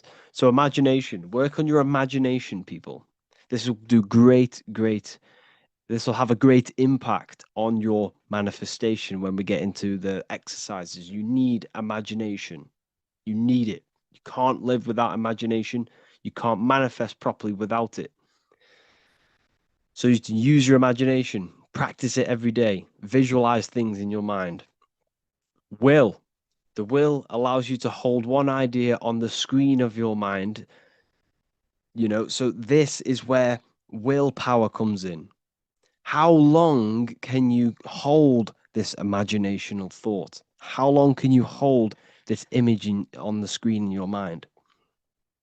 Will is a massive, massive tool, not just manifesting, not just doing all of this in all aspects of life. You see, what I'm teaching is a lifestyle. This is not just, you can do this overnight. This is a lifestyle. You need to be doing this stuff every day, mentally progressing. When you mentally progress, you spiritually and physically progress. So you change your mind, you change your external world. So work on your willpower, cut the dead food, cut out all of the negativity, and stick and have a strong willpower. And stick to your word. That is your will. Stick to your willpower. And like I say, practice imagination and do it for long periods of time. This will also help your willpower. Intuition. Intuition is the small voice inside your head that speaks your truth. It also gives you the ability to pick up on other people's thoughts and to read their energy. Intuition. The first thing when you walk into a room, you get an intuitive vibe. The vibe is a vibration of the atmosphere. Use your intuition to guide you in your life. Use your intuition to follow that path because that intuition is taking you to the path that you're supposed to be on. Okay, so use your intuition. Memory. There's no such thing as a bad memory. There are only weak and strong memories, like a muscle. You can develop your memory by phenomenal degree through exercise. Exercise your memory. Recall things. At the end of the day, go throughout your day backwards. So when you got into bed, go through everything you did in your day backwards. Remember what you did the whole day backwards. And this will create new neural pathways in your brain and it will exercise memory. You need to work on all of these. Reason. Reason is another one. of reason is what we use to think, to analyze, compare, and evaluate ideas. Reason is the ability to think, choose what information we accept, stir up, and use to come up with a brand new idea. What is the reason? What's the true reason behind what you want to manifest into your life? Is it coming from a place of negativity? Is it coming from a place of positivity? Is it coming from a good or evil place? You need to seek deep inside of you and truly ask why you want this in your life. Is it coming from something? Is it coming from a childhood trauma? Is it coming from a self insecurity? Reason is a big one. You should only be manifesting things that are positive, that will have a positive impact on yourself and the people around you and the consciousness and the collective consciousness and to the earth. It should not be a selfish thing. Reason is a good one because it's important. It's important because if you go and manifest something that came from negativity, it will only amplify that negative reason inside of you. Let's say you wanted to do something like you wanted to get rich, but it came from a negative place. Okay, it came from a negative place. The reason why you want it was very negative. You wanted to just flex on people and stuff like that, right? That will amplify when you become successful. It will amplify that reason, and you will become pretty much an idiot. So make sure the reason's right. Perception. Your perception is your point of view. It controls what you become aware of in your environment and how you choose to see it. Your perception is your reality. You have to be aware that there are people's perceptions are all going to be different. You shouldn't let that affect your internal world. You need to come from a positive perception and a balanced perception. Everything is neutral. Everything is balance. You choose, your mind chooses whether it is positive or negative. So your perception of things is what you need to change. You need to come from a balanced point. Don't let the external world affect your internal world. Your perception should be neutral. Shouldn't be good or bad. It should be neutral at all times, and try and neutralize and balance your perception on things. Your mind is the decider of your perception, a good or bad perception. The next universal law is the law of correspondence. As above, so below, as within, so without. The outer world is a reflection of your inner world. This is so important, people. This is so important. You cannot go through life without knowing this deeply and understanding this. The friends you have, the car you have, the phone you have, all of the things you possess is a direct manifestation of all of the collective thoughts you've thought in the past. Where you are in life is a direct reflection of the thoughts you have thought in the past. You are here right now because of the thoughts that you thought in the past. The car you have, everything you have is a reflection of what you thought and what you've acted on. You have acted on them thoughts and you are here right now because of that. What is inside of you manifests outside of you. Not just on a macro scale, on a micro scale. So like I always talk about how the body is the image of the stars and we are God made flesh. Everything is us. What is outside of the world is inside of us. We are a microcosm of the macrocosm. But I'm coming from a mental state here. Remember, the first law is mentalism. So you got to keep that in mind in every single one of these laws.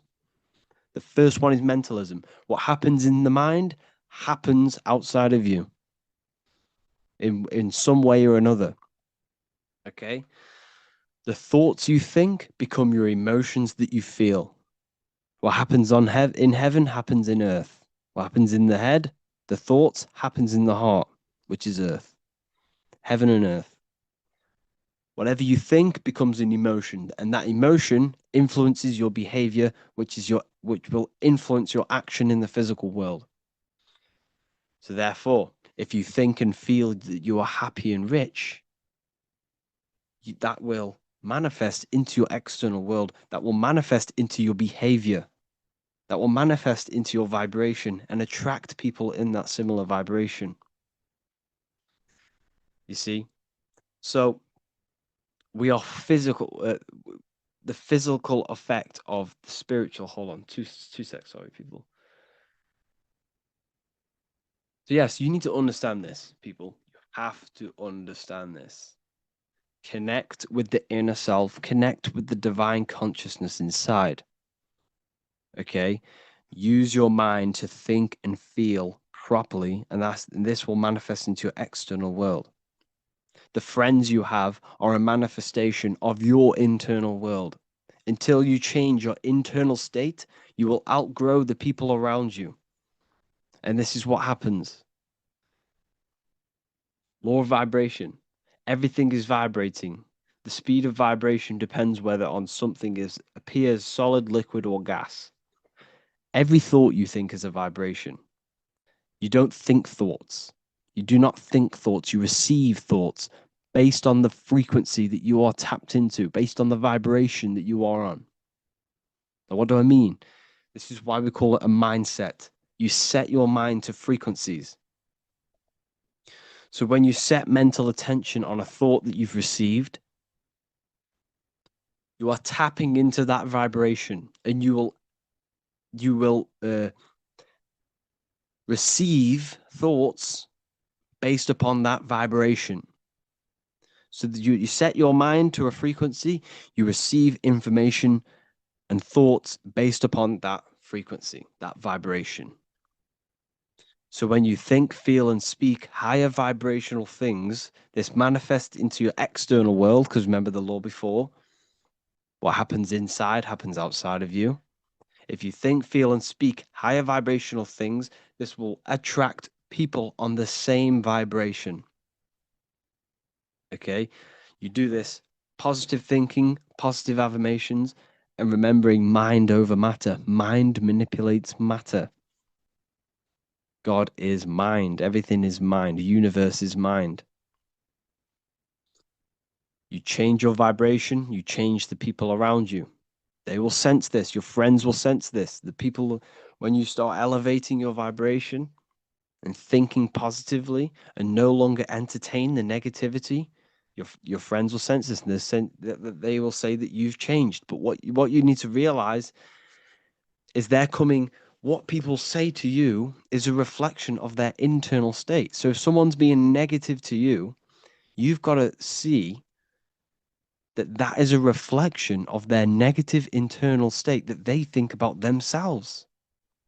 What you say negative to someone else is something deep down that you see within yourself. As within, so without. As above, so below. The law of polarity. Everything has two poles, good and evil, love and hate, attraction, disconnection. All the opposing forces are actually the same substance, which is mind, in various degrees. Therefore, everything is one, which is mind. For example, water can be ice, solid, or fluid based off the degree of heat. It's the same substance, but the various degrees of the same thing. The universe is balanced. You need to be balanced between good and evil. Look at your body. You have a left arm and a right arm. Your head is in the center of it. You should become balanced. You should become balanced. Your mindset should be balanced. Your emotions should be balanced. Your diet should be balanced. Your work life, everything should be balanced. You must first correct your underlying limiting beliefs. If you are unhappy in your job, you focus all of your energy on finding a new job. So think of it this way. There's polarity to everything. You hate where you are in life right now, more than likely. That's why you brought this course. You want to manifest something in your life. Not everyone, but some of you hate your life. Okay? That hatred, you shouldn't hate because that's going to that's going to hurt your body and your cells. But anyways, you can use that energy, the other end of that stick. That energy is draining you. Your hating mental state is draining your energy because you're letting it kill you. You can use that polarity, that other side of the energy, instead of killing yourself with it and getting yourself down, use that energy to finding something new. There's always two ends to the stick. I hate my job. You can either cry about it or use that energy to go and do something else and figure out what you can do. And that's the law of polarity. Use the other side. Use the polarity. Don't let it suck you in. Use it for purpose, for reason. The law of rhythm. Everything flows. Everything is out and in. Remember, the universe is made out of torus fields. This is a torus field. Comes out, back in, out and back in. This is a daily cycle. This is a yearly cycle. It's the cycle of the zodiac. It's the cycle of your life. You're out in the world, then you die from this world. You're out in this world, then you die from this world. Everything's a cycle. Everything's a rhythm. Everything has tides. All things rise and fall. Use the day and night cycle. Use the cycle. Create a cycle in your life. Don't let your life be chaotic. Don't be a feather in the wind. Create a purposeful cycle so that it works, so that you are progressing 1% every day towards this goal. Okay? Try not to get attached to outcomes, but work towards a mental state of neutrality or indifference. The key is non-attachment, positive thinking patterns. I need to get this out of the way. You hate your life. Okay. You hate your life. Hold on. My microphone's just changed. Okay, it doesn't matter. What you're experiencing now in life is a mental state. Think about this for a second. Everything is mind. You think, right, the job that you're in now, for example, you hate your job. You work at somewhere bad, you know, you're working in a gas station or, you know, you hate it. You are suffering the mental state that you're in, not the actual job. You don't like the mental state that you're in. It's not the physical job. You're suffering the mind's reaction of what you're doing. Therefore, you desire a life where you do not feel this way. So what's that mean? What you really want is a altered mind state where you are not suffering mentally and emotionally. Therefore, use your mind. What you really, really want, deep down, is a mindset. You want a life where you're not suffering this mindset. So therefore, if you change this mind of yours, you change the emotional state.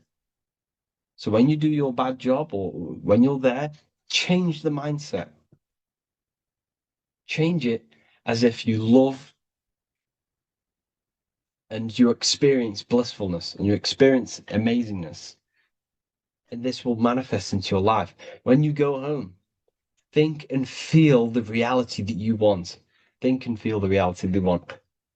Create a cycle. I've gone a bit off guard there. But what you really want is a mindset. This is what you need to understand. Everything is mind. Okay.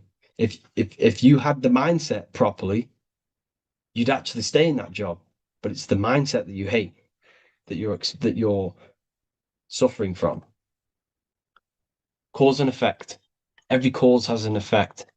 The physical world is the effect world. What you see and experience is an effect of mind. The root cause is the mind.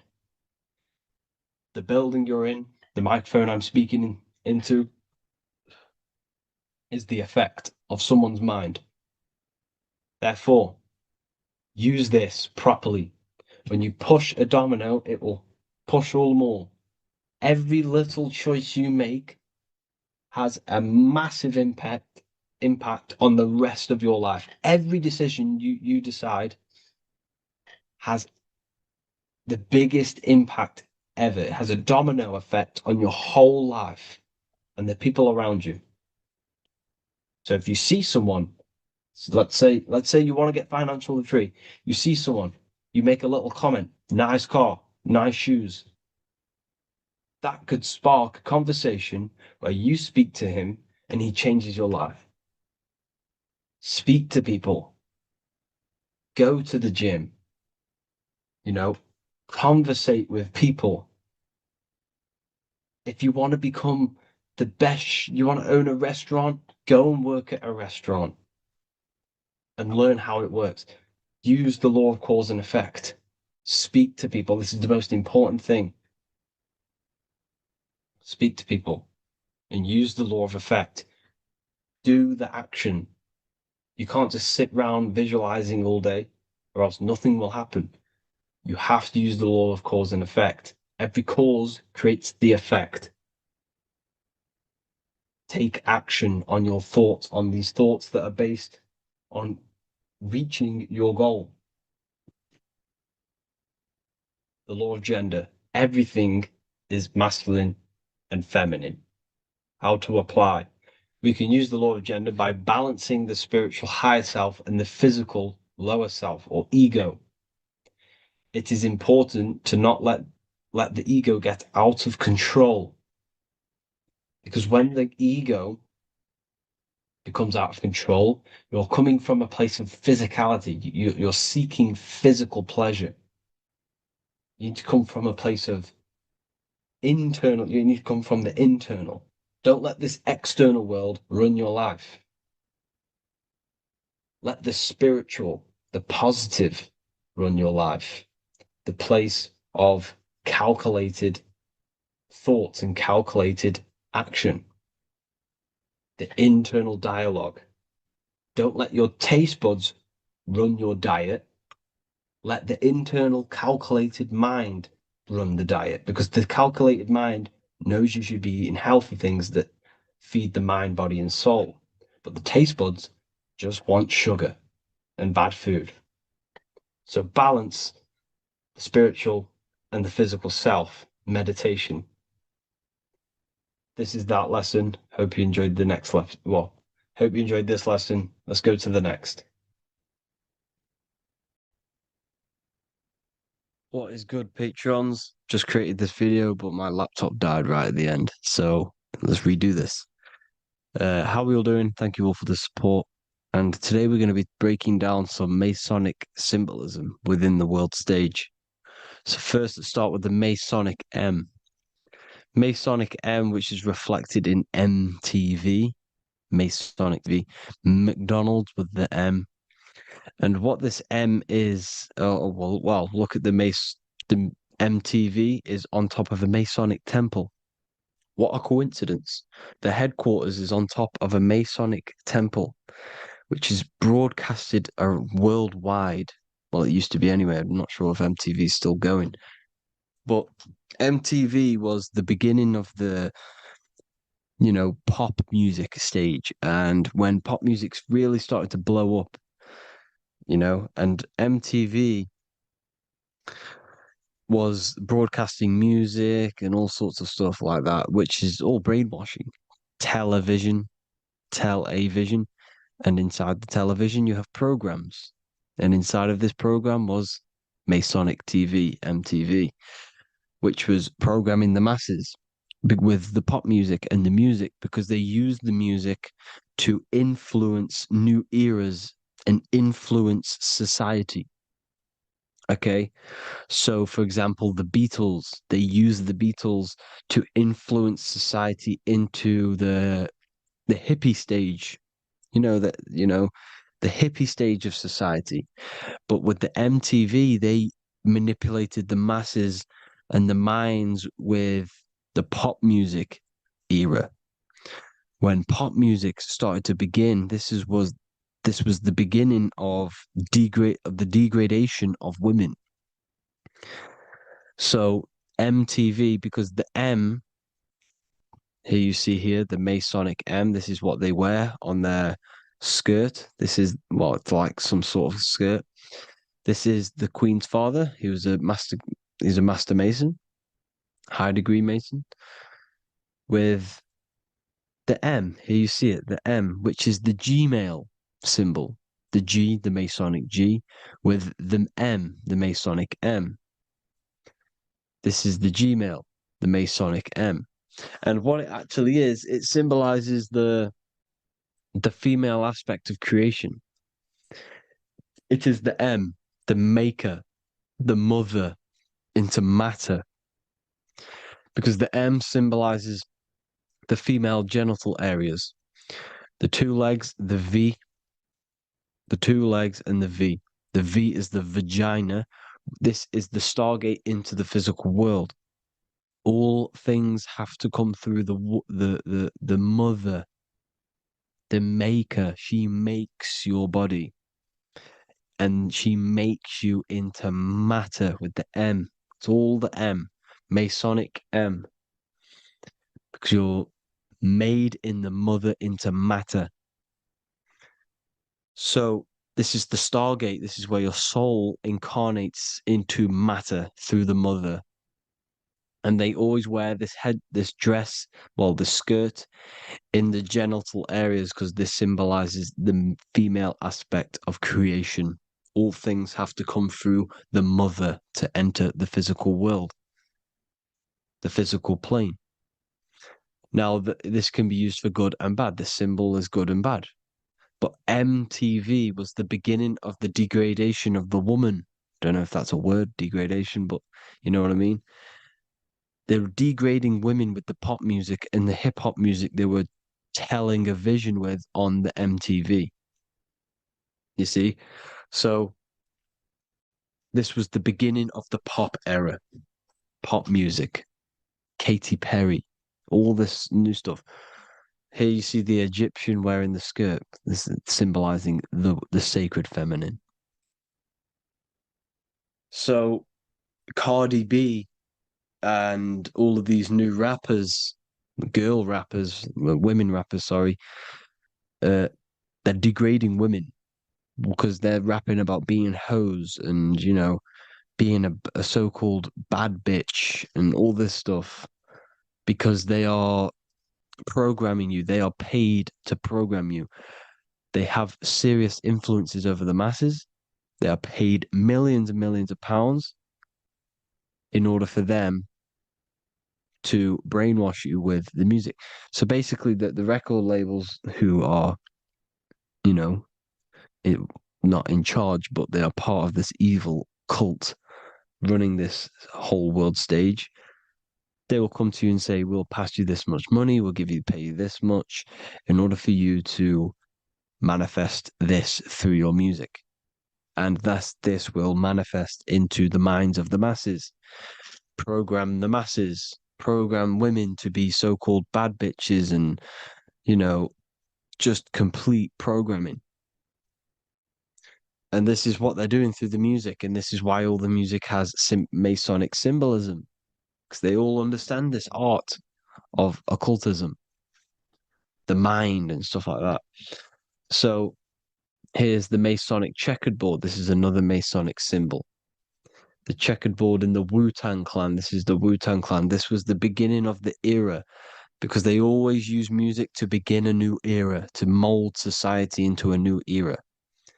The Wu-Tang Clan was to mold society into more violence. This was in the 80s, 90s, when they started to push violence through the hip-hop music, which was the Wu-Tang Clan. They used the Wu-Tang Clan for this, pushing violence, drugs, the sex, all the vibrational things into the hip-hop music, which will then manifest into the minds of the masses.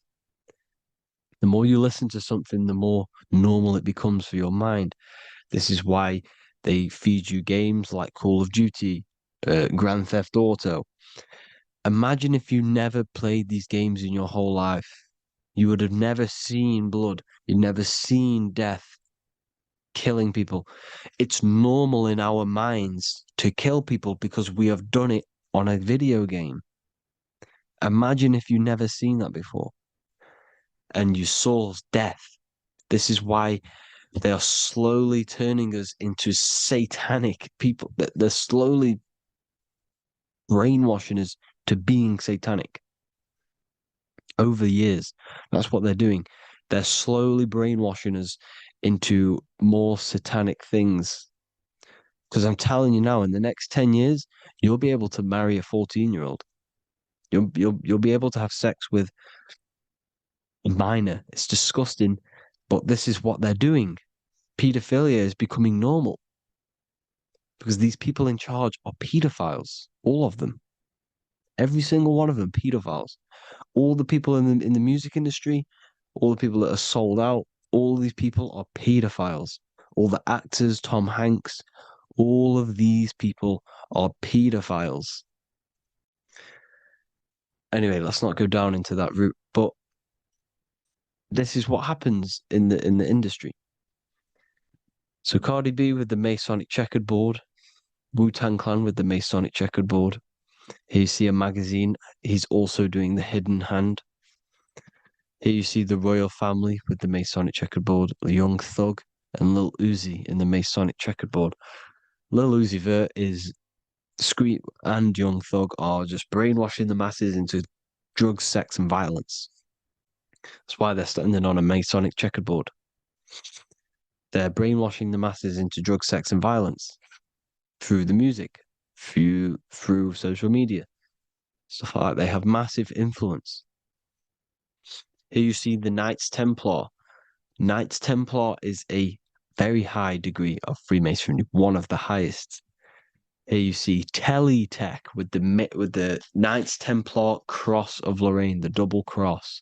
Have you ever heard the saying, you've been double crossed? This comes from the Knights Templar Cross of Lorraine. The new era they're pushing us into in the UK, I don't know about anywhere else, is techno music. Techno music is blowing up in the UK at the moment.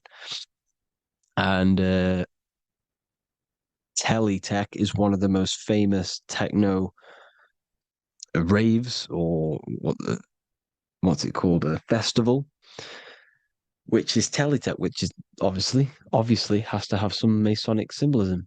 The Knights Templar Cross of Lorraine, Teletech. And this is the new era. They're pushing us into a techno era. Techno is blowing up, it's going viral. It's on some of the main stages at some big festivals. So they're pushing techno now. The music that you listen to is having effects on your blood, your everything, because music is frequency, and each frequency has a cymatic pattern. That cymatic pattern is affecting the structure of your water, your water molecules in the body, and just affecting your whole body. Frequency is so powerful. Frequency is the only thing you cannot choose whether it goes into your body or not. That's why music's so powerful, because you cannot choose whether you hear something or not. You can choose whether to eat or drink something, but not with frequency. This is why music is their biggest weapon. This is why these music industry is one of the most, they pay these rappers millions to push negative vibrations, to push brainwashing of satanic things. Here you see Lil Uzi Vert with the double cross, the cross of Lorraine on his tongue. Jay-Z with the alcohol brand with the double cross of Lorraine. Alcohol. What is alcohol? What does it translate to in Arabic? Body-eating spirit in Arabic. Alcohol. Because it's spirits. That's why you call vodka spirits. And you call a jinn a jinn. A jinn is an astral plane deity, an entity, which is a demon, some sort of demon, a jinn. And because this is affecting you, when you drink spirits or jinns, this is why you act differently, because you've got other entities within your magnetic field influencing your behavior, demonizing you, possessing you. When you black out off alcohol, you have been possessed. Yes, your soul, your entity, the real you cannot hack the poison, that much poison in the body, so it leaves the body and you will black out. And that's what happens. Alcohol is poisoning the blood, poisoning your body, and giving you brain damage, and you're being possessed when you drink it. You see X on the petrol brand, the petrol station, with the double cross, Cross of Lorraine, Knights Templar. Here's another symbol. The hidden hand, the sign of the master of the second veil. When you master the second veil, you do this sign in Freemasonry, showing you've mastered the second veil. It sounds like some sort of out-of-body occult art craft, where you're mastering out-of-body experiences, astral plane. This is what the veil means, something it's like a barrier, a door. A veil is something that's stopping you seeing from something, pretty much. So the veil for this world is the ether. Beyond the ether is the astral plane. So a second veil is like, because I personally believe that you can go very deep into these alternative realities, very, very deep. For example, if you meditate in this world and leave the body in this world into the astral plane, you could probably do something again in the astral plane to go deeper into other worlds, deeper and deeper. That's just my thought on the second veil, but it sounds like some sort of out of body mastering the out of body occult art. So here you see the hidden hand, here you see the Beatles, Paul McCartney, and John Lennon doing the hidden hand, the master of the second veil. Here's Vladimir Putin. It's all a big script. The whole world stage is a script. Everything, this war that's going on, it's all one big script to push you into this new world order, to push you into slavery. They're all working together. There is no separate. They're all in it together. China, Russia, Ukraine, all of this is just distractions. It's one table that's running the whole world. Okay, there is no, they've created a master plan, an illusion. For us, we think there's different presidents, different countries. It's all one big thing. It's one table running this whole show. This is why the word earth, well, the word theater has earth in it, because it's a theater. So yes, Knights Templar is one of the highest degrees of Freemasonry, and a 33rd degree Freemason, Manly P. Hall, says in his book, Freemasonry is an eternity within a fraternity. Sorry, Freemasonry is a fraternity within a fraternity, an outer organization concealing an inner brotherhood of the elect. So here you see the Master Mason. This is the lowest degrees. Then you go into the Royal Archmason. Then you go into the Royal and Select Masters. This is when you start getting selected. The most brightest minds will be selected. I personally believe at the very, very top of this ladder is a very dark, evil society. A dark, evil society which is picking the right minds to pick and bring higher so they can push this new world order with the brightest minds.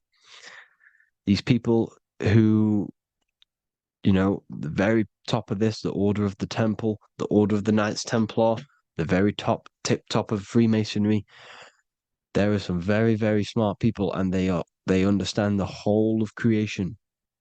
They understand it, but from head to toe, through thick and thin.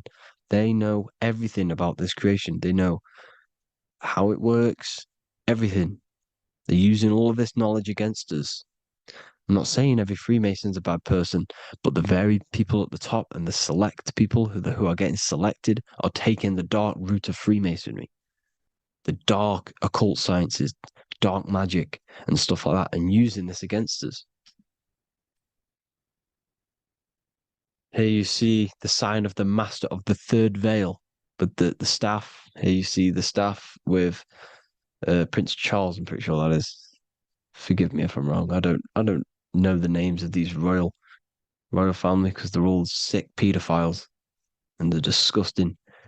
So they're all Freemasons. They're all into this occult. They all run this show. Disgusting people. But yes, these people are all inside of this occult society. You see the Apple Store with the Masonic compass. So yes, these people running this show are all part of secret societies.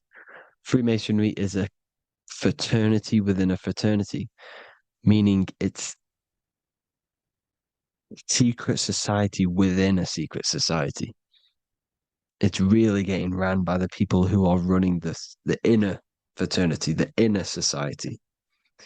Anyways, hope that gained you. Well, hope you gained a deeper understanding on this, and please feel free to leave any comments on video suggestions. Have an amazing day, people. Thank you all to the patrons. Thank you all for the support. Have an amazing day. Lesson 10, affirmations. So when it comes to affirmations, you need to realize every word that you are speaking is an affirmation.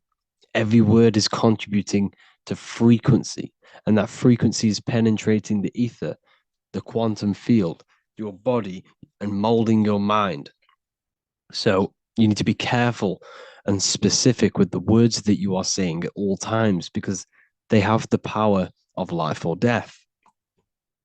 So when you speak an affirmation or a statement, you need to make sure that you are speaking in present tense. The reason for this is because the subconscious mind does not know the future or the past. It only knows the now and it only knows you.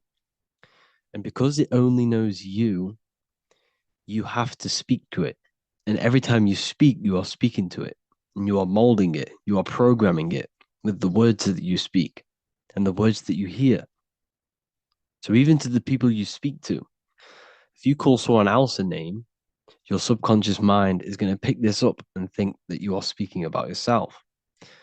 This is why you need to speak to other people with care and with positivity because you're helping them and helping you. So you need to make sure that every word is contributing to your mind, contributing and positively going to impact your mind and your vibration. So be very careful the words that you say. So when you say statements and affirmations, you want to make sure they're in the present tense, which is I am, I have. Okay. So let's say you want financial freedom, you say I am financially free. And if you say I want financial freedom or I will have financial freedom, it's not as powerful. You need to use the present tense. You need to trick the subconscious mind that you already have it and you already possess. And this means you become that frequency. And you become that mind, you become that person. So the way I did it was that I recorded. I downloaded an app on my phone, a voice recording app, and I'd said affirmations into it I listened to it every day. It was just different affirmations about what I wanted. I am affirmations, and I listened to them as much as I can. I didn't just do it in the mornings. I'd listen to it every single morning, every single night, guaranteed. But whenever I had time or whenever my mind was free, I would say them, I would state them, I would become them. You need to become the words that you are saying. You need to have emotion behind them when you say affirmations. And I just repeated them as much as possible on a daily basis and filled my mind with these words to create the program in the subconscious. And it's so important you do this because this is a massive effect, and it's a form of magic. Just literally creating a program in your mind is a form of magic, and you will see it It slowly seeps into your life. It doesn't just appear one day. It slowly seeps into your life before your eyes, and you won't even realize. And one day you'll be realizing, wow, this is what I dreamed for. This is what I've been manifesting. And you won't realize it just slowly comes into your life. It becomes one with your life, whatever you're trying to manifest. So yes, make sure they're in the present tense and you are saying them with emotion. Do them every single morning when your brain is in theta. Because when you wake up, your brain is producing theta waves or theta waves, which means your subconscious mind is wide open to programming. So you need to make sure that you're saying them then. And this is also in your brain is also in theta waves just before you go to sleep. So sometimes I would listen to them over and over. I'd have them on repeat whilst I sleep, and I'd wake up and I'd still listen to them. You need to get these words that ingrained in your mind and these statements that ingrained in your mind that it rewires your brain, it rewires your whole DNA in your body, and it will slowly seep into your life. Okay, this is a very powerful technique.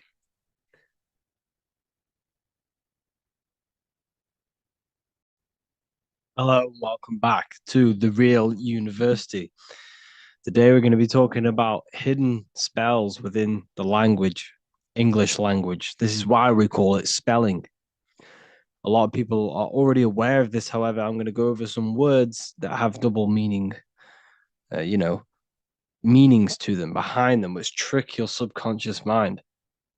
So the word grammar comes from the word grimoire, which is also known as the book of spells or a magic book on how to create magical objects like wands, amulets, how to perform magic spells, charms, and summoning and invoking supernatural entities such as spirits, which are on the other side of this physical reality. So, what you must understand is what you say in this physical world is also happening in the astral world as well. So, your words are spells. They cast spells into the spirit plane, they cast spells into your mind, they cast vibrational frequency into your cells in the water. Water holds a lot of energy. So we're going to be going all over this.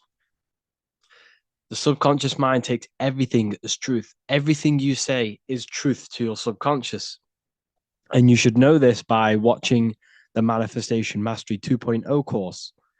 I talk about this. This is so important that you understand this because everything is truth within the subconscious. It only knows you. Your subconscious mind, if you watch the course, you should know this, takes is it's responsible for 90% of your daily basis behavior. The thoughts that you are thinking on a daily basis, the things that you do, the things that you say, 90% of what you do and say and think you did yesterday because of the subconscious mind holds all of your programs. What you say is molding your mind. What you state is truth in your mind. It does not know the difference between a joke or a. It does not. It takes everything literal. It is literal. Your mind is a manifesting supercomputer, and whatever you say into it, it says that is what I want. So whatever you tell your mind, that is what you'll have. That is what you'll believe. So every word you say is truth within the subconscious. So this is why double meaning words have an effect on your subconscious. And this is why I'm raising awareness here. So talking is a tall king. You are either a tall king by talking, by using your words wisely, or you're a small king because you either you create big or you destroy yourself with your words. So talking is Phoenician. This is phonetics. So this is etymology is when you take the root words, but phonetic etymology is when you take the sound of the word. So talk and tour are the same because when you talk, you're creating sound waves, which is a form of a light wave. And when light waves expand in all directions, it creates a torus field. And everything is torus fields. So if you affect one torus field, it affects every torus field in creation, as above, so below. So what you say is affecting the torus fields around you in your body. You are made out of these torus fields. This is why talking is torusing. You're creating light waves, sound waves, and you are permeating creation. And this is why the Bible tells you the tongue has the power of life and death, and those who love it will eat its fruit. So the tongue is what creates these sound waves that we are producing when we talk or speak. Okay. So this is what we are essentially doing, creating sound waves. And these waves are vibrating and they affect the cells in our body and everything. This is why words are swords. This is why the word is within sword. They are swords, they cut, they damage, because frequency is the only thing that can penetrate you without your consent. In the very beginning, the Bible, John 1:1, it says, in the beginning was the Word, and the Word was with God. This is obviously a metaphor. There was no spoken word out of a spoken mouth. It's basically saying God created the world with the use of cymatic frequencies, sound waves. Everything is sound waves, and this is observable. Geometry is the geometric shapes you see in the nature, like petals, how they're all perfect stars or five-pointed stars or the Fibonacci sequence. This is all an effect of vibrational frequencies. It's all cymatics. Everything is created out of sound. Sound is the creation of the universe. So this is how powerful words are. It's a cymatic frequency. Hello. Hell. When you say hello, you're subconsciously implanting hell into your mind and the people around you's mind. This is why it's casting a spell. Even though you may pick up on it, but your subconscious picks up hell. That is what you're picking up. And that word holds a frequency. The word hell, when you hear the word or see the word, activates thoughts within your subconscious. It activates, it stimulates it. What is everything that resembles hell in your mind? But that goes on within the subconscious without you realizing. Bless. When I bless you, I'm actually saying be less. So you're not blessing someone. You're saying be less. Appreciate. Appreciate. Weekend is when you're weakened. You see, they've casted spells on our cycle of life. The weekend is when you're weekend. You are weakened from the weekdays, when the working days are the weekdays, and the weekend is when you're weakened and you rest. Because in the days, you are in physical or emotional shock, unable to think or react properly. This is the days you're in. You're in a daze in the weekdays. See? Parents are a pair who rents. Because you don't, well, in this, we do own our children, but in the system, we technically don't. You're a pair who rents.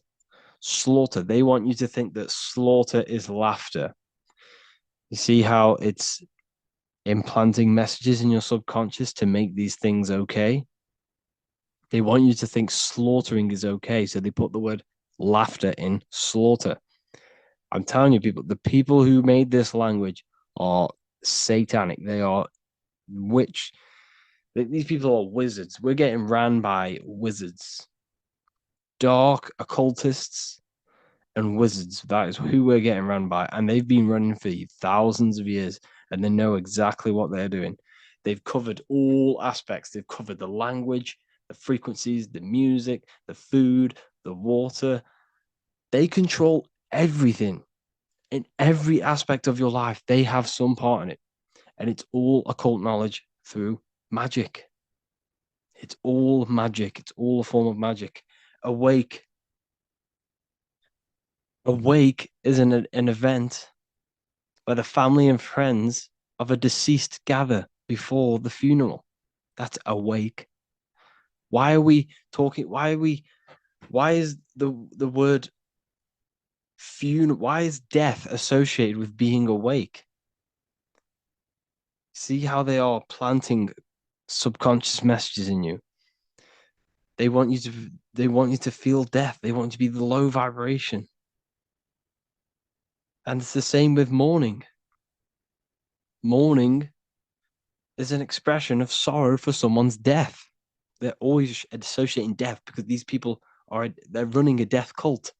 It's a death cult. It's a satanic cult. A job is Hebrew for prosecution. Soldier is a soul dyer. If you go into the army, you're a soul dyer that they just use your soul to die.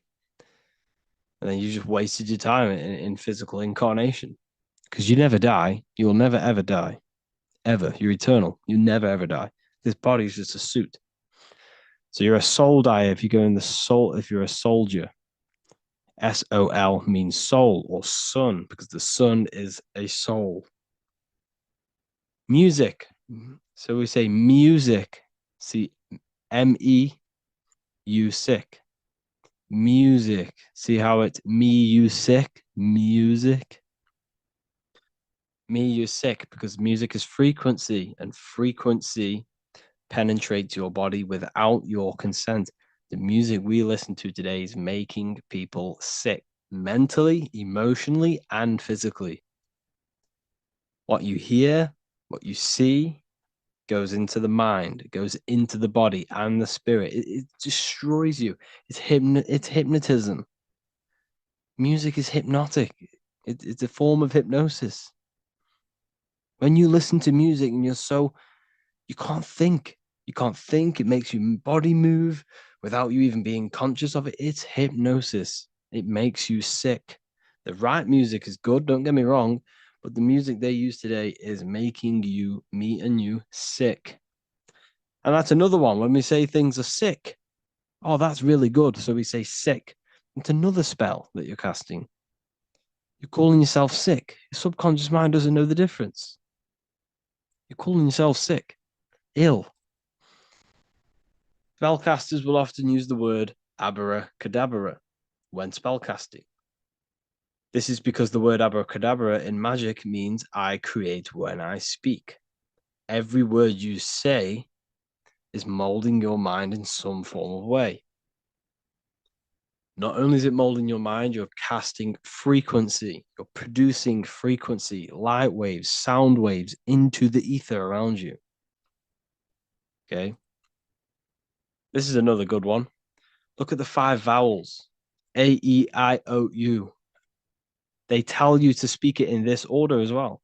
They teach you this order, this exact order. A, E, I, O, U. I, O, U. Subconscious spell on yourself without you even realizing it. It's a subliminal message that you will not realize, but your subconscious will pick up. We are taught to speak them in the specific arrangement because the last 3 letters have a double meaning. You were never taught how the history of money, how it works, and how to obtain it, because your role in this system is to remain a slave. So they teach you this, A-E-I-O-U, and they do that when you are very, very, very young, because since the age of 7, so from 0 to 7, that is when your subconscious mind is wide open. So when a baby, why do you think they pick up on everything you do? If you say one thing, the next day they're saying it. It's because their subconscious is wide open to programs. Why? Because they're trying to learn what this world is. So their subconscious mind is wide open, taking in everything that you do, everything you say, your body language, the way you handle yourself, the way you talk to other people. They're taking in every little thing you say and do and making that a program so they can understand this world and the people around them. And at the age of 7, that is when their programs are written for life, and they will basically go off them for the rest of their lives. This is why it's important to look after what you do in front of your children, not just what you say, your body language, the things you eat, they pick up on everything. They're trying to make a sense of the world. From the age of 0 to 7 in school, you learn this. I owe you. It belittles you. You owe nothing. No one has right over you. This should not be real. There should be no government. We should not have. No one should be over you. Everyone is equal. Everyone is the I. Everyone is God manifested.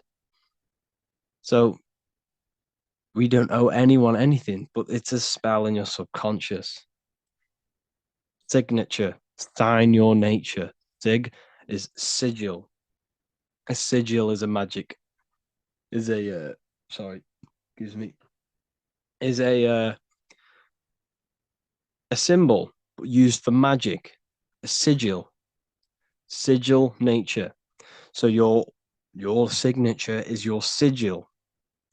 And when you sign that, it gives mental power over you. Once you have put your sigil into that paper, they now have mental power over you. It's magic. It's all a form of magic and brainwashing. Okay. When we say the word we're saying we're trying to use God to manifest that. Okay. Because the comes from theo in Greek, which means God. So when we say theology, ology means the study of. Theology is the study of God. That's what theology is. Theo, when we say I am we are using God to bring it into existence. God is the I am. The I behind you, the I am, that's God. That's what manifested everything in your life. Everything in your life, that invisible creator inside of you has manifested everything you physically see. You are the invisible architecture, the invisible artist behind your life. The I, that's God. The only one. So when we use the word I am, this is how to bring the power to yourself. When we say I am strong, I am wealthy, I am free, I am financially free. When we say this, that I am, this is when we are bringing, we are directing vibrational frequency into our own being, into our own magnetic field, and into our own life. This is how we direct vibrational frequency and direct our word. So when we say I am directing my frequency into myself to manifest something external. Also known as the chi or the prana. It's just basically your magnetic energy. So speaking has the ability to change your genes and DNA expressions. When we listen to affirmations over and over and say them over and over for a long period of time, your genes will change. And your genes are a code for your external world, pretty much. Anything that is written in your genes will manifest into your external world. Okay. All of this is just done by your intentions, thoughts, and what you say. And if you think this is a conspiracy theory was a term invented by the CIA to discredit, confuse, ridicule, and disqualify any alternative information that contradicted the mainstream narrative. That's what a conspiracy theory was. It was created by the CIA for any belief that went against their mainstream narrative. Hollywood, the biggest spell casting scheme cult in the world. Hollywood. I'm going to make a whole lecture on this. Hollywood is holy wood, which comes from a holly tree, which the ancient Phoenicians and magicians used to take the holy wood. It was called holy wood because it was the best wood to make wands out of and cast spells. That's why they get their name. And what is the films? All the films, all the music that comes out of Hollywood, it's all a form of magic, subconscious spells to fill your mind with ideology, fill your mind with this narrative. That's what they're doing through the movies and the music. Anyways, I hope you like this lecture. Thank you all for joining the Real University. I hope you're all learning a lot here and looking forward to making some more awareness for you and more knowledge. Have an amazing day, people. Today, we're going to be talking about numerology and the numbers. So, first of all, the numbers that we see are the symbols used for numbers, because the numbers itself are not the symbols. Numbers are energy. They are things that exist within our consciousness. Everything we see exists in our consciousness. There is nothing outside of you that is not inside of you. So every number corresponds to you and your consciousness and your body, because as above, so below. What is without is within. So the symbols used to determine numbers are produced by the angles. So 1 has 1 angle, 0 has 0 angles. So we're looking at the angles of these symbols. They're also sigils. You see, what we see with our eyes is going into the mind, and the mind is determining what that symbol is. So essentially, symbols are mental. They trigger thoughts. They trigger things within your consciousness, within your subconscious. It's why symbols are very powerful. When you look at the symbol of Nike, when you visually see it, it triggers the association of thoughts within your consciousness. So symbols are very powerful. So the number 1 is God, the one source, the one consciousness, the one energy, the one all-seeing eye on top of the pyramid. This represents God, which is a microcosm of you, your consciousness. That's why the number 1 is also determined as one line. One straight line means God. This is the one force of the universe. The one consciousness expressed in millions and billions and trillions of different life forms. You are God, I am God. That's why the Roman numerals I, the letter I is 1, because there is one God, one I am within all of us. Every single one of us refers to ourselves as I. I is the highest aspect of your being. You can't say anything above I. There's nothing above I. Well, there is. There's no thing. No, nothing. There's nothing above your I am, which is the void. But it's the consciousness within yourself that is God. It's the I am, where all things spring from. Everything springs from this consciousness within you, from this mind. So masculine is masculine, which is one line, because the number 1 is a masculine force. I'm not saying God is masculine. I'm saying the number 1 is a masculine number. It represents action. This is the pure force. Okay. This is the pure force of God, of consciousness. It's action. Consciousness takes action. Everything you've done in your life came from consciousness and is action. This is symbolized as an obelisk. You see this obelisk everywhere. You see it in Rome. You'll see it in Egypt. You will see it in pretty much every city. You'll see a straight obelisk represents the number 1, which is God. You see this in Washington, D.C. as well. If you go to Washington, and you will see the Vesica Pisces, and in the middle of the interwoven lines of the interwoven circles of the Vesica Pisces, you'll see the obelisk, because this is symbolizing the 1, which then goes into 2. This represents you and God, you and the soul, the consciousness. This represents the yin and the yang energy of the whole universe. The universe is created by these 2 energies, these 2 polar opposite energies, which is represented in the physical world as the sun and the moon. The sun and the moon are physical manifestations of conscious and subconscious, male and female, positive and negative, light and dark. light and darkness. Everything that exists in light exists in darkness.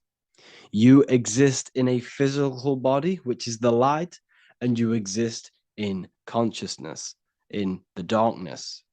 You have a physical self, you have a non-physical self. You have a true self and an echo, which is the body. It also represents division. So this is division between spirit and matter, the consciousness and the body.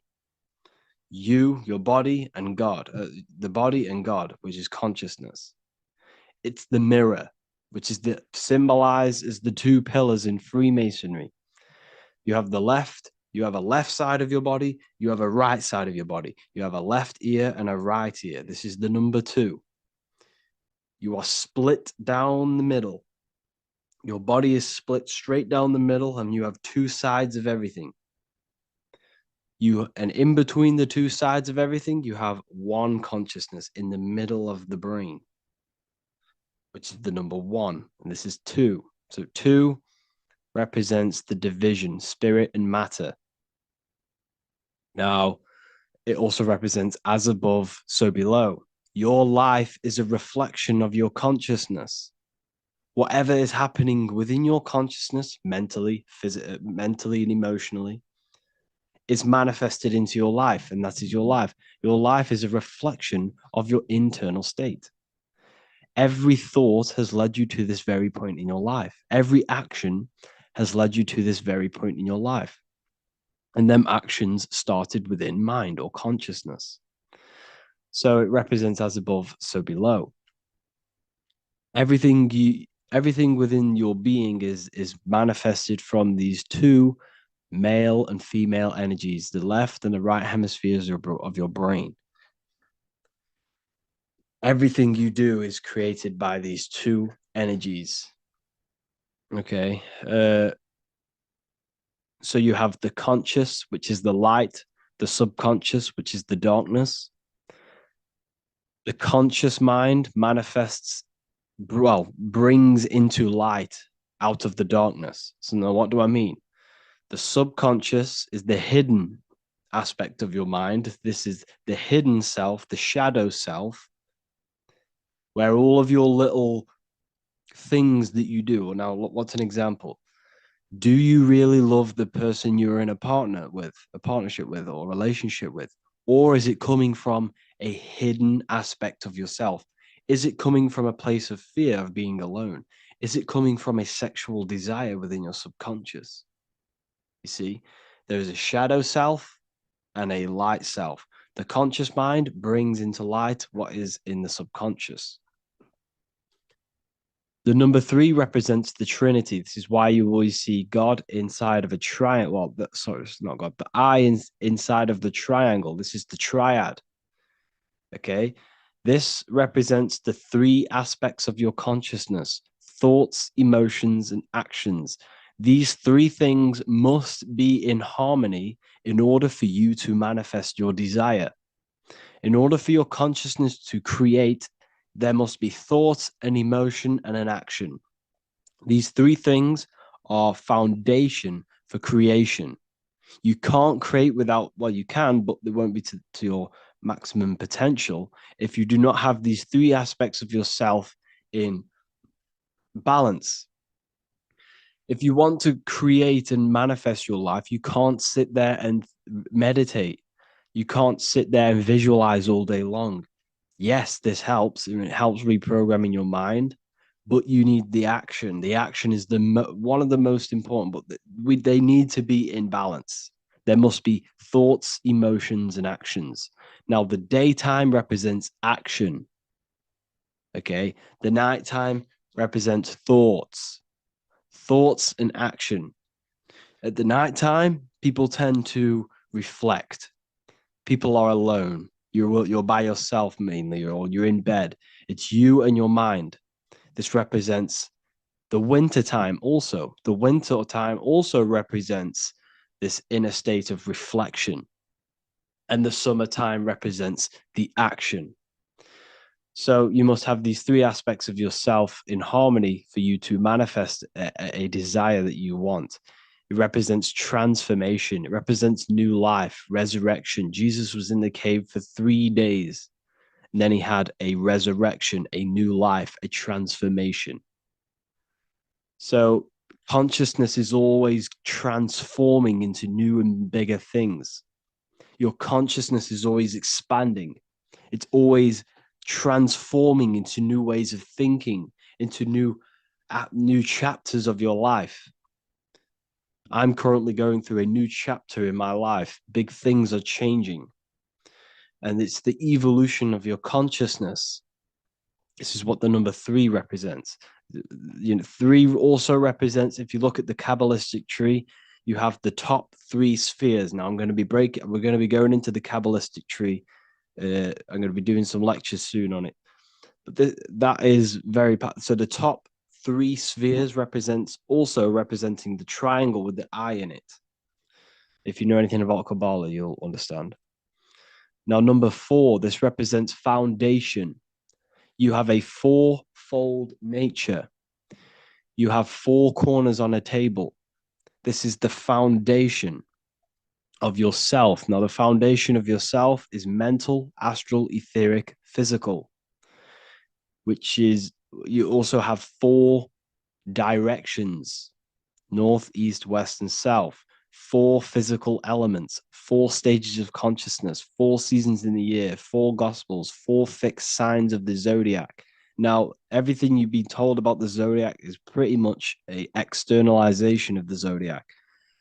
The 12 zodiac represents the 12 aspects of your soul, your consciousness. The stars are in your soul. As above, so below. What is above is inside of you. What is outside of you is inside of you. The stars are aspects of your consciousness. Now, this is why you have 4 gospels, because Jesus is symbolized in 4 different ways through the 4 gospels. You see him in the 4 types of, basically, the 4 gospels are the 4 ways of portraying Jesus in the 4 aspects of consciousness, which are the 4 elements. Okay. So you have air, which is the mental aspect. You have fire, which is the spiritual aspect. You have water, which is the emotional aspect. And you have the earth, which is the physical aspect of yourself. These correspond with the 4 ways they portray Jesus in the 4 gospels. Okay. So this is also representing the foundations of consciousness. The 4 elements correspond with your consciousness.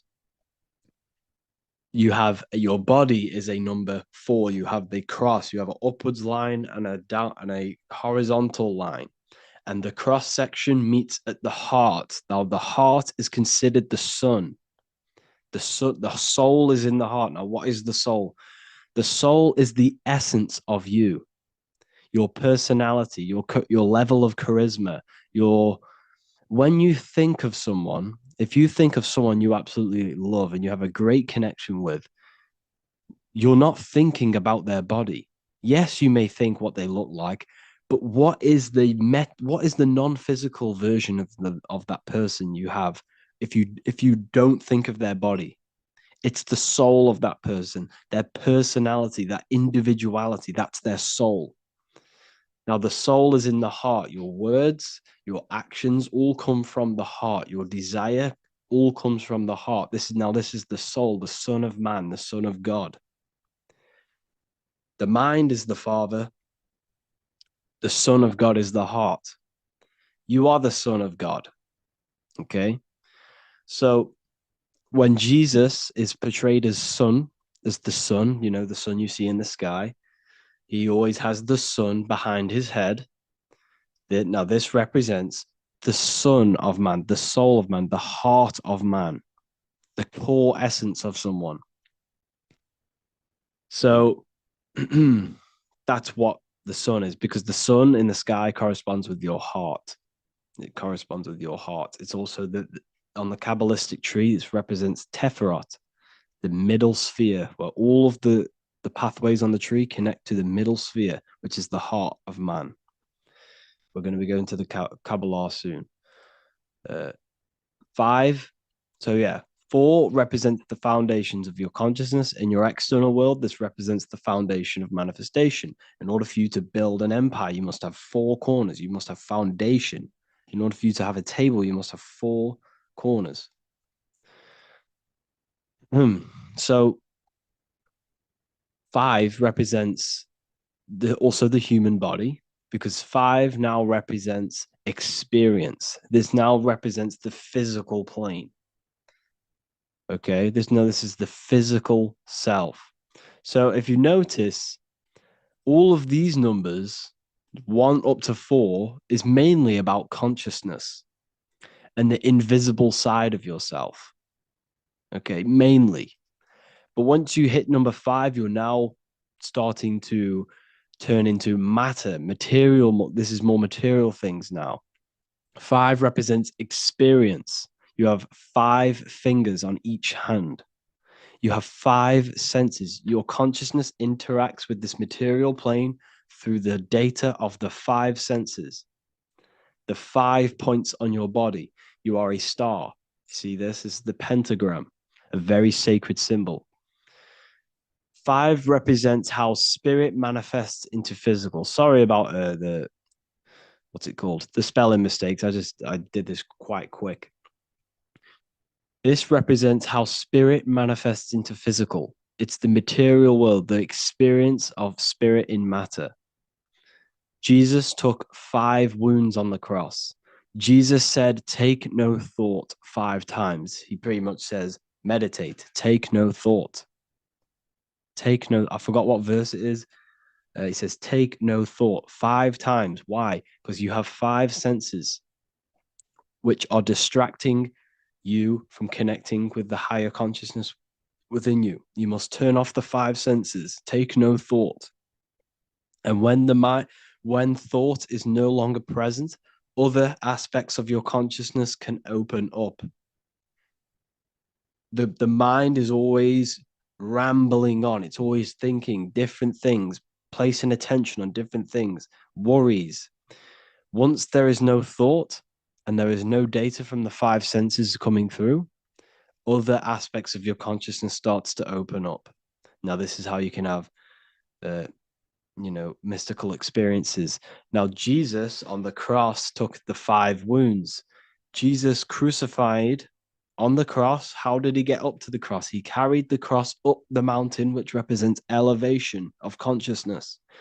Then he was crucified. He took the 5 wounds, which represents turning off the 5 senses. And crucifixion is the sacrifice of yourself to the higher consciousness within you, to the Father. Sacrificing yourself to God. So 5 also represents sacrifice. Noah was 500 years old when he went on a mountain with God and the earth was destroyed, because Noah went on a mountain, elevation to God. You must elevate yourself to the higher consciousness. And God destroyed all of the flesh on the earth, which is the heart. Earth rearranged his heart. He killed all of the desire, because all desire comes from the heart. So what this represents, Noah's Ark is your brain. It's the ark. You raise yourself to the higher consciousness and you kill all of the flesh, all of the desire for physical things in the heart. And it's the purification of the heart. It's an allegory. Number 6 represents the physical world. This is the most physical number. 666. 6 God worship, Drake, represents the physical plane. You have 6 sides on a cube. There are 6 sides in the physical plane. You can go up, you can go down, you can go left, you can go right, you can go forwards and backwards. That is a 6-sided cube. Jesus turned 6 jars of water into wine. Water's emotion, wine is manifestation. He's turned his emotions into manifestation. It's all there. This is all numerology. 6 is the world of matter. 6 is also representing the lower mind. That's why you have 666. 3 represents, like I said, the thoughts, emotions, and actions. So you have 6 3 times. 666 is your thoughts, emotions, and actions, all contributing towards the physical world. which is the lower mind, the devil, the mark of the beast. You're placing all of your creational aspects, the three aspects of consciousness, into six, which is the physical world. That's 666. Six represents the creation, physical creation. There are 6 days of creation, and then God rested on the last day, it's the seventh day. It represents laws, doctrines, and physical things. The number seven, seven chakras, seven colors, seven diatonic musical tones, 7 days of the week, the seven visible planets, the seven metals, everything's septenary. Seven represents the awakened human, a higher level of spiritual and personal development. That's why you see the Masons use the G with the light. This is the light. This is your brain. Well, this is your arc. This is your head. G in the middle is your consciousness. Seven. Okay, so seven. There are 7 visible planets, which are corresponding to the 7 days of the week. Monday for the moon, Sunday for the sun, Saturn day for Saturn. And these energies in the sky, the 7 visible planets, are inside of you. They represent 7 spheres of consciousness, 7 states of consciousness. Okay, so the 7 represents the awakened human, a higher level of spiritual and personal development, where one has used the 7 energies to raise his consciousness to the 7th state, the crown chakra. Most people are stuck in their surface level of their consciousness and operating on the surface level of their consciousness, and they need to move up. There are 7 states of consciousness, 7 chakras, 7 nerve centers, which correspond to the chakras. So essentially, this just represents a heightened state of consciousness, a completed state of consciousness of personal development. Number 8 represents regeneration, time, 8 points of space and time, eternity, rebirth. There's not really I can't find much information on the number 8, but I'm going off what I know. This represents regeneration. So when you look at the infinity symbol, it represents the number 8, or a torus field. It's regeneration of energy, regeneration, rebirth, time. The number 9, this represents higher perspectives. Jesus casted his net onto the right-hand side of the boat and found 153 fish, the right hemisphere of your brain. Casting the net to the right hemisphere of your brain, you'll find 153 fish, because 153 adds up to 9. You see higher perspective when you use the right hemisphere. It shows you a broad perspective. If you don't know about the brain hemispheres, go and watch the lecture under the real lectures section, and go and watch that. That will tell you everything you need to know about the left and right hemispheres of your brain. It also represents endings, completions, because you have 9 months in the womb. There are 9 moon cycles, because your body's created by the celestial spheres, by the energies of the celestial spheres, which are also inside of you. Your body's created in the moon. By the rotation of the moon, which is 9 months. The moon sounds like womb.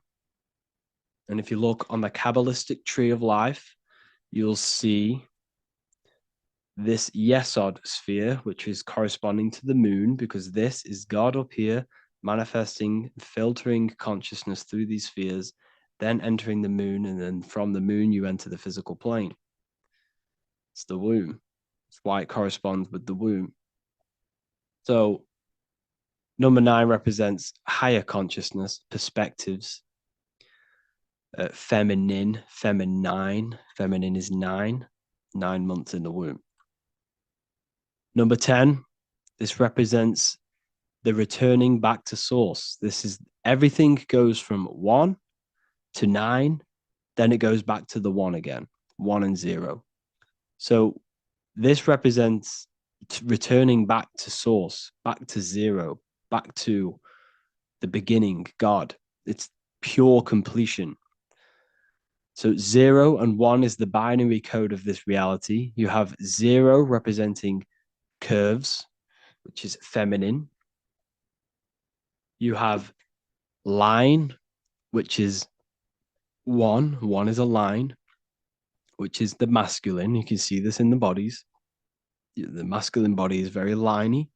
The feminine body is very curvy. You see this in the genital area. 0, the womb, and the line. 0 is the womb. 0 represents the nothingness, the womb. We'll go into that after. But anyways, so the number 10 is also representing nothing and God. 0 and 1. That is all that exists. Nothingness and God. That is it.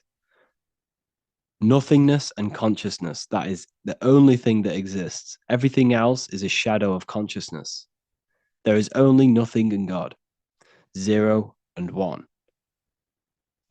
So there are 10 energies of consciousness. This is the Cabalistic tree now. This is why there are 10 numbers, because the Cabalistic tree shows it's basically a blueprint of how consciousness manifests the physical plane.